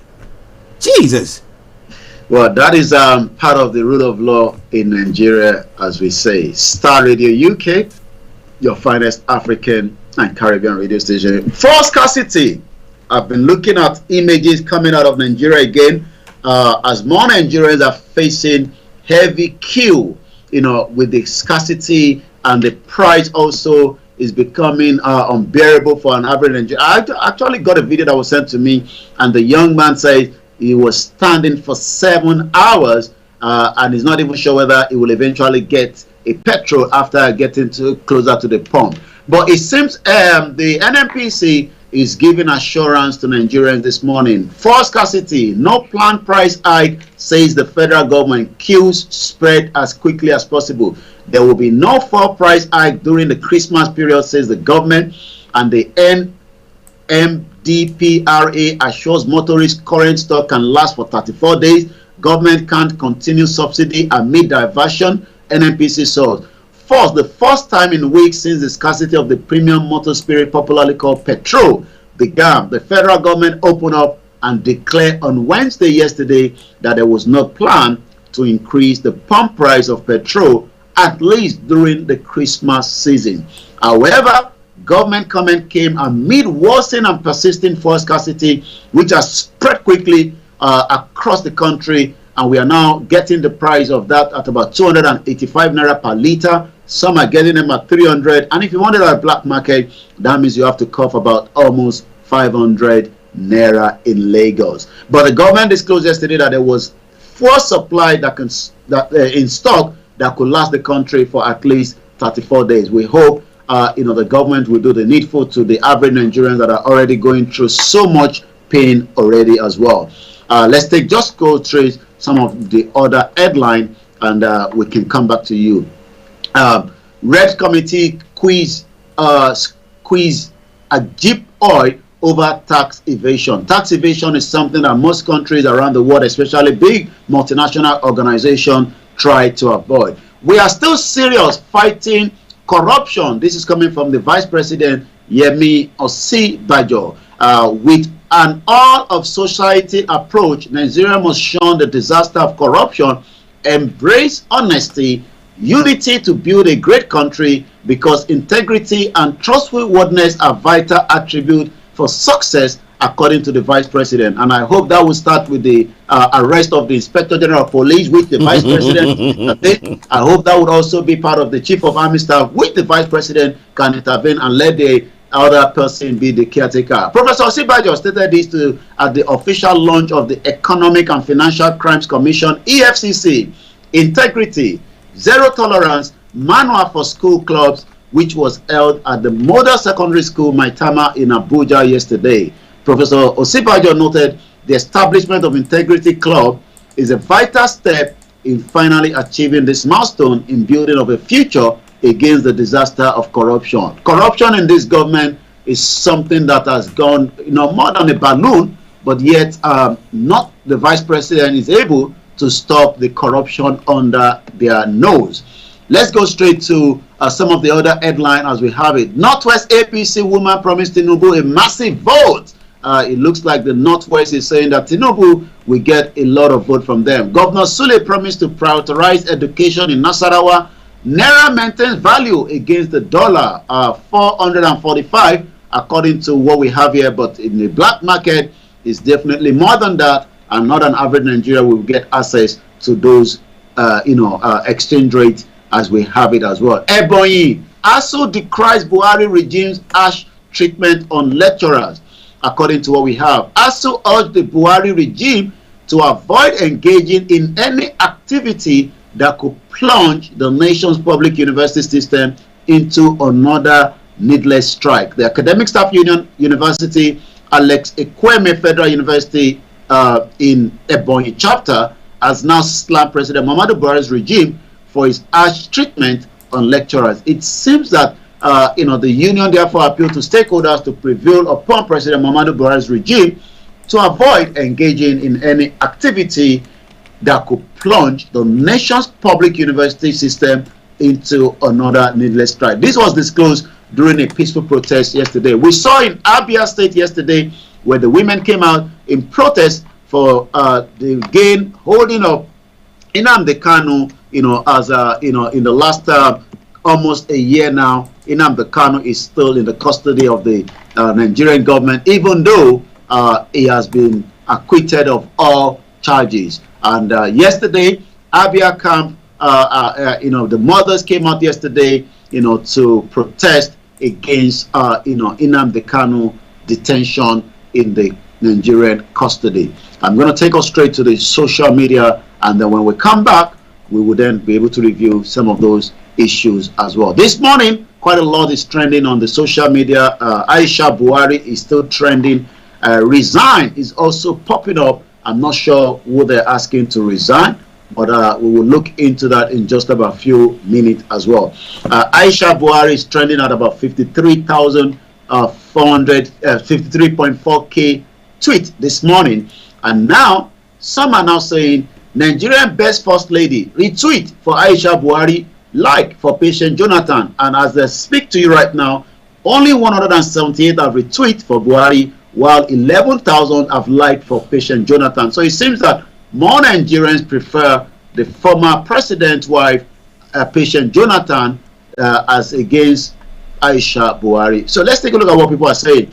Did Aisha Buhari spare Aminu did Aisha Buhari spare Aminu?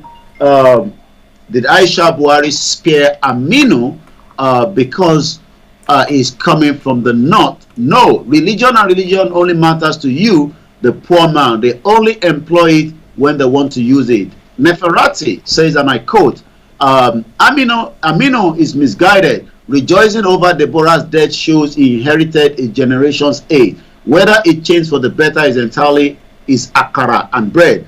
That said, what is bad is bad. Two wrongs don't make it all right. Aisha Buhari was wrong. She has abused her privilege and position. Now let's take a look at Nigeria as a whole in terms of the conversation this morning on Star Radio UK at 11:35, 1st of December 2020. Mr. Macaroni again. These are those who call themselves patriot today. Some of those who are in government now were advocates of civil war and anarchy some years ago.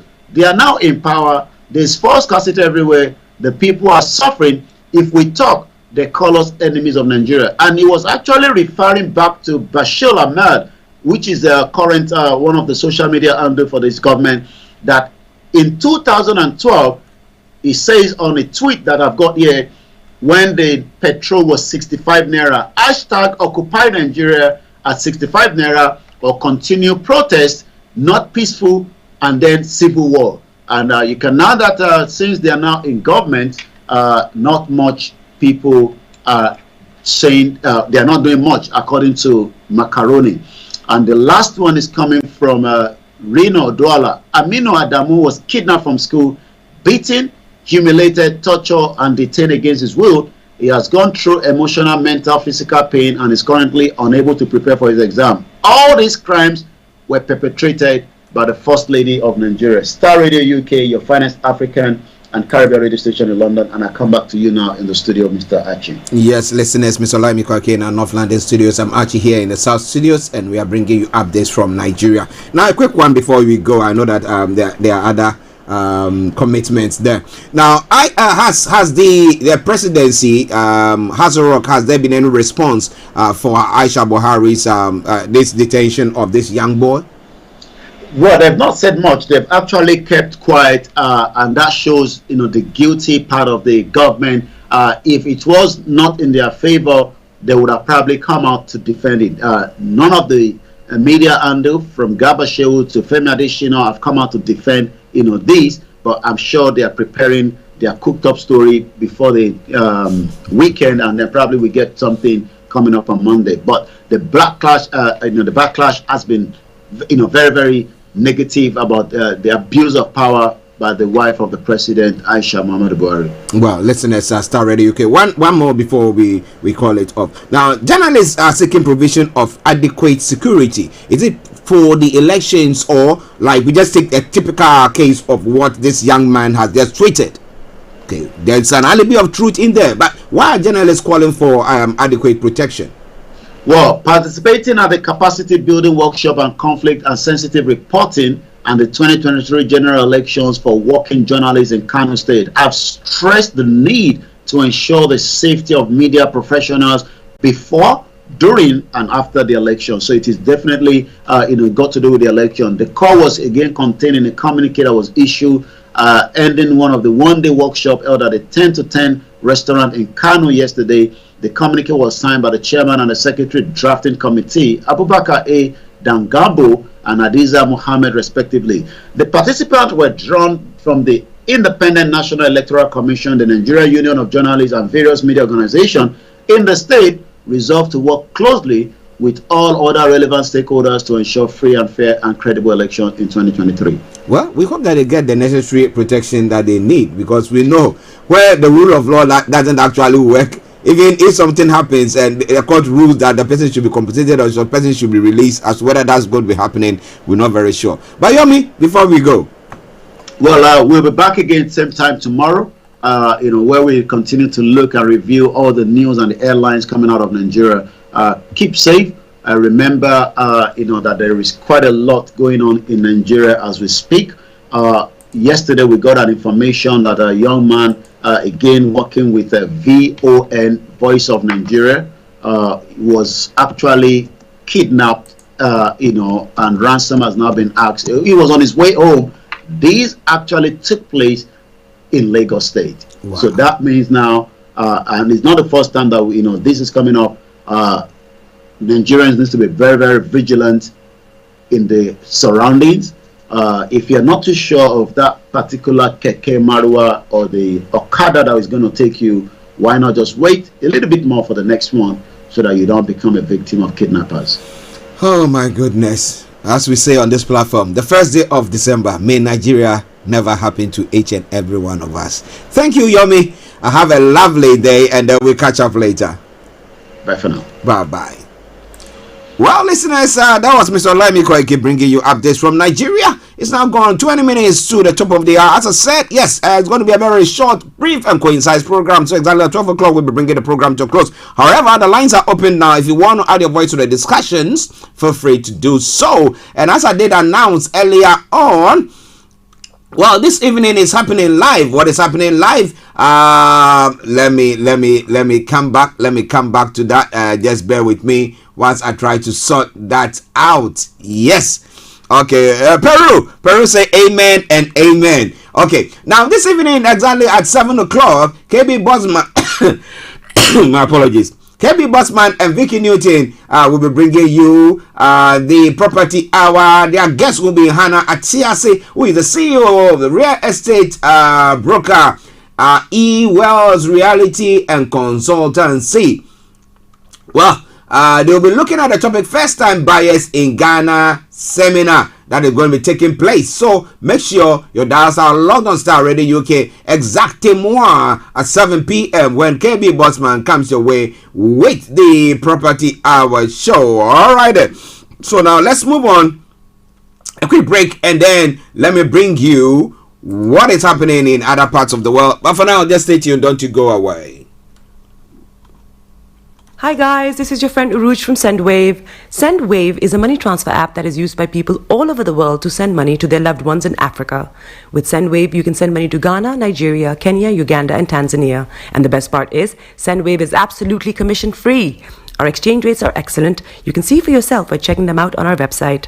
So how do you use SendWave? SendWave is an app that you can download onto your phone from the App Store or Google Play Store. The app is free to download. After downloading it, just open the app and enter your name, email, and phone number. That's it. You're good to go. Make sure you use the promo code SR. S for Star, R for Radio. This promo code will give you £5 free credit to send to Africa on your first transaction. Your money will be delivered to your recipient within seconds. Feel free to call me on 0749 7377 647 at any time. I'll be happy to tell you all about SendWave and help you in any way I can. Remember to use the promo code SR for £5 free credit. Medasse. Welcome back to the program. It is Star Radio UK. It is your favorite African and Caribbean radio station in London. As we press with time, as I said, the technical team are standing waiting to do all the necessary work that they have to do. We try to, they were saying that, you know what, we want to take, you should take a break and then we just do the whole thing for some period. And I said, no. I love my people, and therefore what I would do is we come in, we do a bit of a program, and then we give you the opportunity to do so. But I want to give you the opportunity to also dial in and share your take with us. And it's 0208-133-2257 or 580208-133 2257 or 58. Now you can also, if you're in the US, Canada, or the Caribbean area, it is 001-718-303-2737, 001-718-303-2737. You can also text or WhatsApp at 075-3966-1744, 075-3966-1744. Our Twitter handle is Star Radio UK, and email address is info@starradiouk.com. All right then. Now let's move on straight to some of the other stories making the rounds in other parts of the world. Nigeria to abolish English language for teaching in primary schools. Now we'll be talking about that, God willing, tomorrow once we have Mr. Olayomi Koiki back on. Now South Africa President Ramaphosa faces threat of impeachment over Farmgate scandal. Now, Nigeria, my apologies, South Africa is one of the countries that faces impeachment. I mean, the former leader was also sort of impeached. And then we had Ramaphosa coming in. Now, the South African government has announced that it will take action against the country's president, who has been caught up in a scandal after the publication of a parliamentary report that could lead to his impeachment. Now, President Cyril Ramaphosa may have committed violation and misconduct. A parliamentary committee charged with investigating the murky burglary affair that has embarrassed the president ahead of an election crucial in his political future concluded in a report released late yesterday. The ruling African National Congress meets in mid-December to choose its next leader. Whoever emerges victorious will become head of state after 2024 general election if the ANC wins the election. In the wake of the report, which has clearly stand the Ramaphosa camp, the party's all-powerful National Executive Committee, the NEC, has announced an emergency meeting. So far, the internal voting process seemed to be running smoothly. The announcement by the party last week of only 2 candidates in the running for its presidency has somewhat dampened the suspense, with Cyril Ramaphosa well ahead of his former health minister Zweli Mikezi. The road ahead seemed clear. The president now hangs on the decision of the parliament, which meets an extraordinary session on Tuesday to examine the report's recommendation, which is not obliged to follow, but could lead it to initiate a process to vote to remove the head of state from office. Would that happen? Well. It is Starr Radio UK. A lot more going to be coming your way as the days go by. Tomorrow, God willing, we'll bring you more on that front. Yesterday, I did touch on this story. The Ashanti Regional NSS director suspended for verbally abusing a nurse. The story says management of the National Service Scheme has suspended its Ashanti Regional Director Alex Opoku-Mensah for verbally abusing a nurse at the Manshia Government Hospital. In a press statement issued on Thursday, it said the suspension is with immediate effect. It added that the decision has been communicated to the embattled director.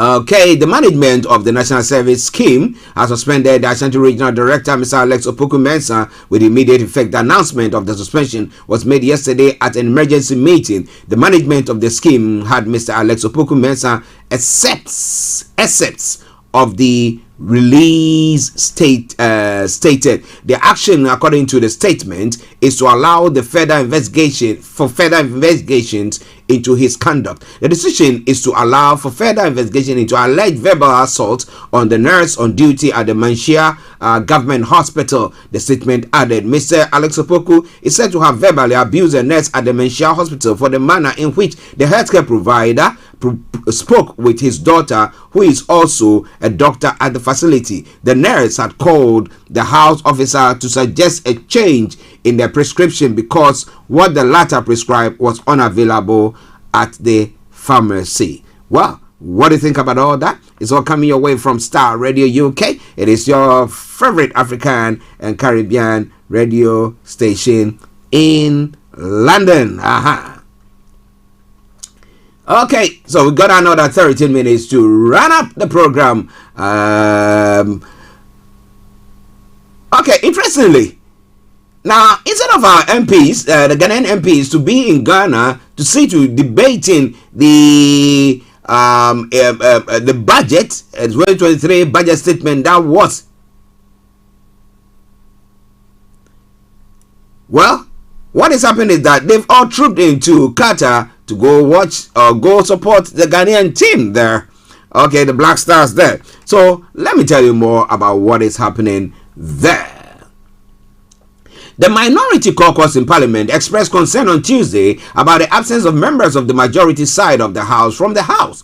The concern was anchored on the premise that the debate on the 2023 budget as presented by the Minister of Finance, Kanu Foriata, was expected to start with a race to pass the appropriation bill in time. Though no official reason was given for the mass absence of the majority members, stories coming show that some of the majority members of Parliament were out of jurisdiction. At least 3 of them were spotted in Qatar, where the 2022 FIFA World Cup is ongoing.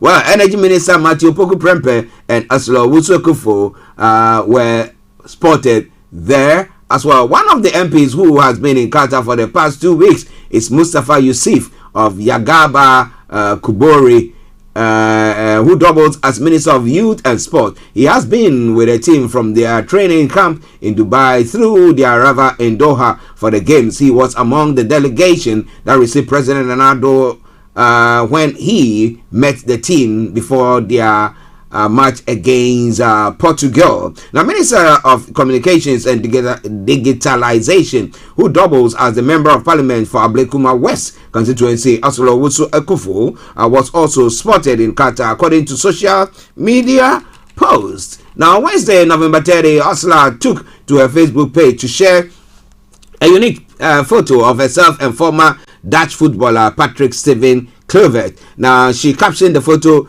with Patrick Kluivert for those old enough to remember this legendary footballer from the Netherlands, loving the atmosphere in Qatar. Wow, you know,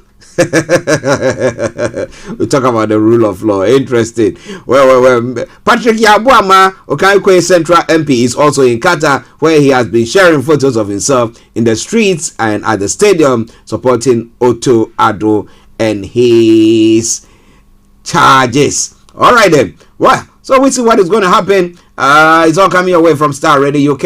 It is your favorite African and Caribbean radio station in London. Moving on to the final segment of the program for today, that is looking at other stories making the rounds. Some breaking news coming through. Ian Blackford to stand down after 5 years as leader of the SNP group at Westminster. Ian Blackford is to stand down after 5 years as leader of the SNP group at Westminster. I'll be bringing you more on that front. That is breaking news coming through.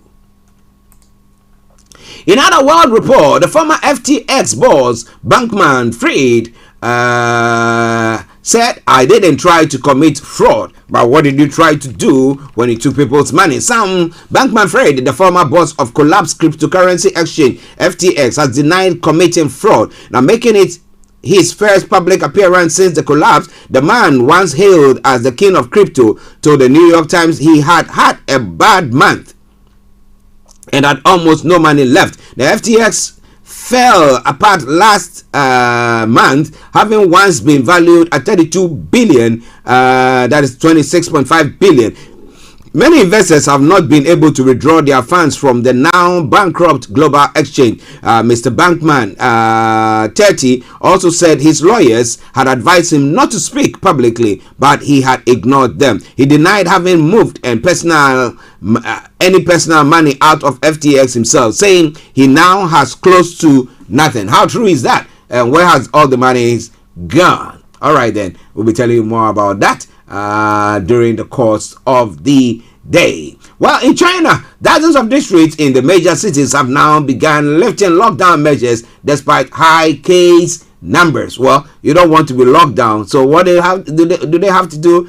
Just allow everybody to go around and continue to infect other people. But what would countries who have not actually been able to immunize lots of people do on that front? Are you going to say that people who are coming from China should be, after doing their COVID tests and all that stuff? I know some people don't actually, maybe they find ways and means to do it, but would they make them call them, or what do they, how do they even say it? I've forgotten that terminology that we were using.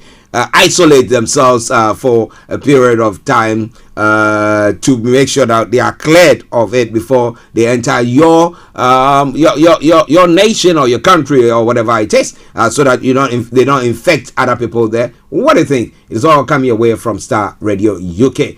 Deadly landslide engulfs motorway in Brazil, and that is a scary one. Pictures in front of me. Woo! If you were driving on that path, I can see an articulator truck and a few other vehicles who have been pushed down or washed down by this landslide.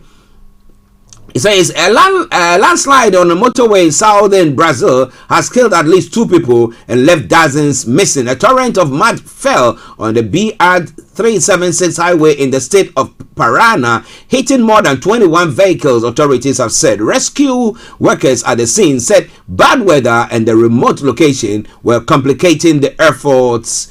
The search effort. Now, firefighters are using the thermal camera to locate possible survivors. Up to 30 people are thought to still be missing. Now you look at the trucks that are falling into or onto other roads beneath, or those that are dangling. Well, area footage shows one lorry precariously hanging over the side of a bridge. Rescue workers found the body of its driver, who was identified as 62-year-old Jao Perez. Relatives said he had worked as a lorry driver for most of his life and was well acquainted with the road where the accident happened.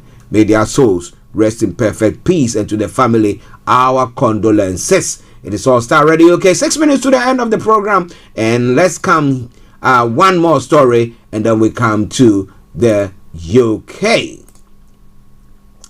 I know this is one of the stories that will interest you, but would that actually truncate the ambition of Donald Trump to become a president again, or to vie for the president? See, now Donald Trump's tax returns have been handed over to committee of the U.S. House of Representatives after the former president lost a long legal battle to keep them sealed. The Treasury Department said it had complied with Supreme Court order that the records should be given to a panel in Democratic-controlled House.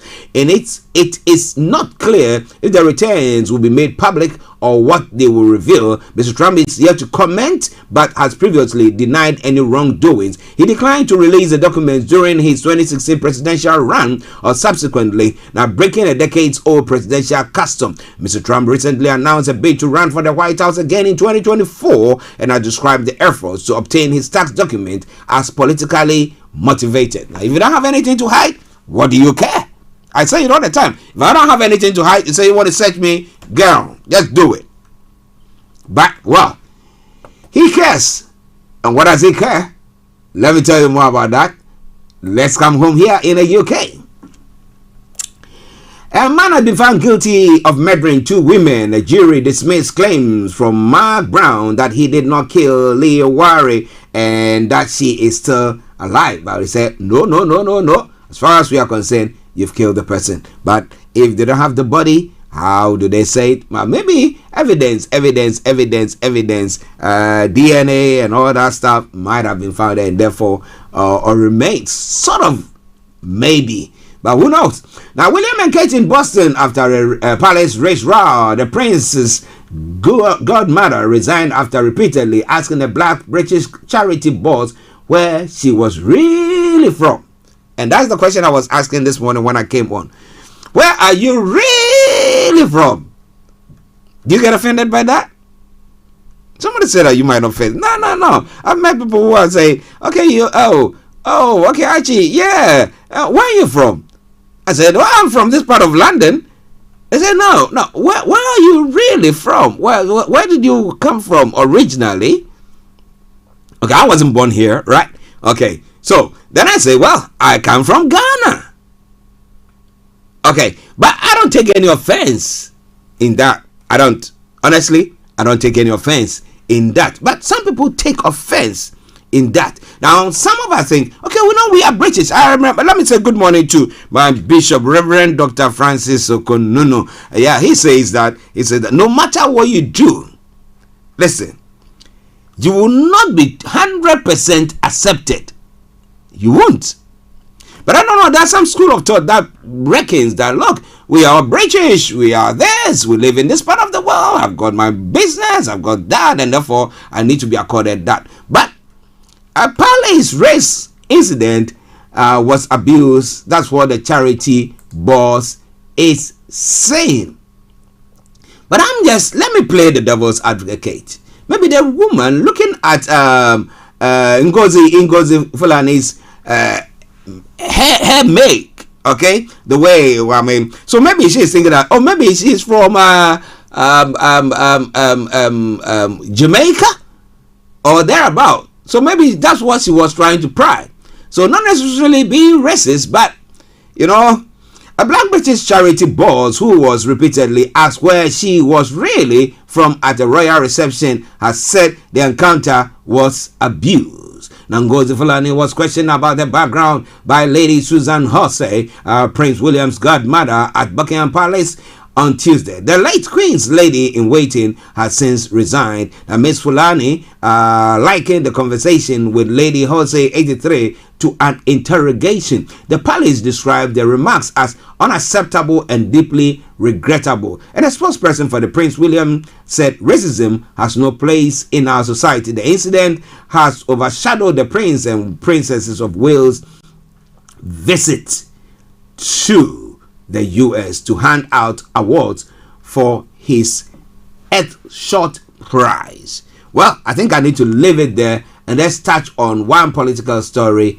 and then we go, and this time around pertaining to Ian Blackford. Now, if you do watch the PMQ, you will see him being featured every time. Now, Ian Blackford is to stand down as leader of the SNP group at Westminster. It has been confirmed. Mr. Blackford said he believed it was time for fresh leadership after 5 years in the role. He said he will formally stand down at the party's annual general meeting next week. There has been speculation in recent weeks that some SNP MPs were plotting to replace Mr. Blackford as a group leader. In a statement, he said he would continue in his role as the MP for Ross, Skye, and Lochaber, and had also accepted a new role at the center of the SNP's independence campaign. Mr. Blackford said after more than 5 years in the role, now it is the right time for fresh leadership at Westminster as we head towards a general election and the next steps in winning Scotland's independence. During my time as a leader, the SNP won a landslide victory in the 2019 general election with an increased share of the vote, and MPs and support for independence has continued to grow, with polling this week showing majority are in favor of that. But would that happen? Would that happen at all? It is Starr Radio UK, and this is where I bring the program to a close. And I'm saying thank you very much to each and every one of you who has joined us today, and I'll be coming your way tomorrow, God willing. But until then, let me say it once again. Say it loud. I'm black and proud. Enjoy the song Babylon System by the High Reeds. Enjoy it.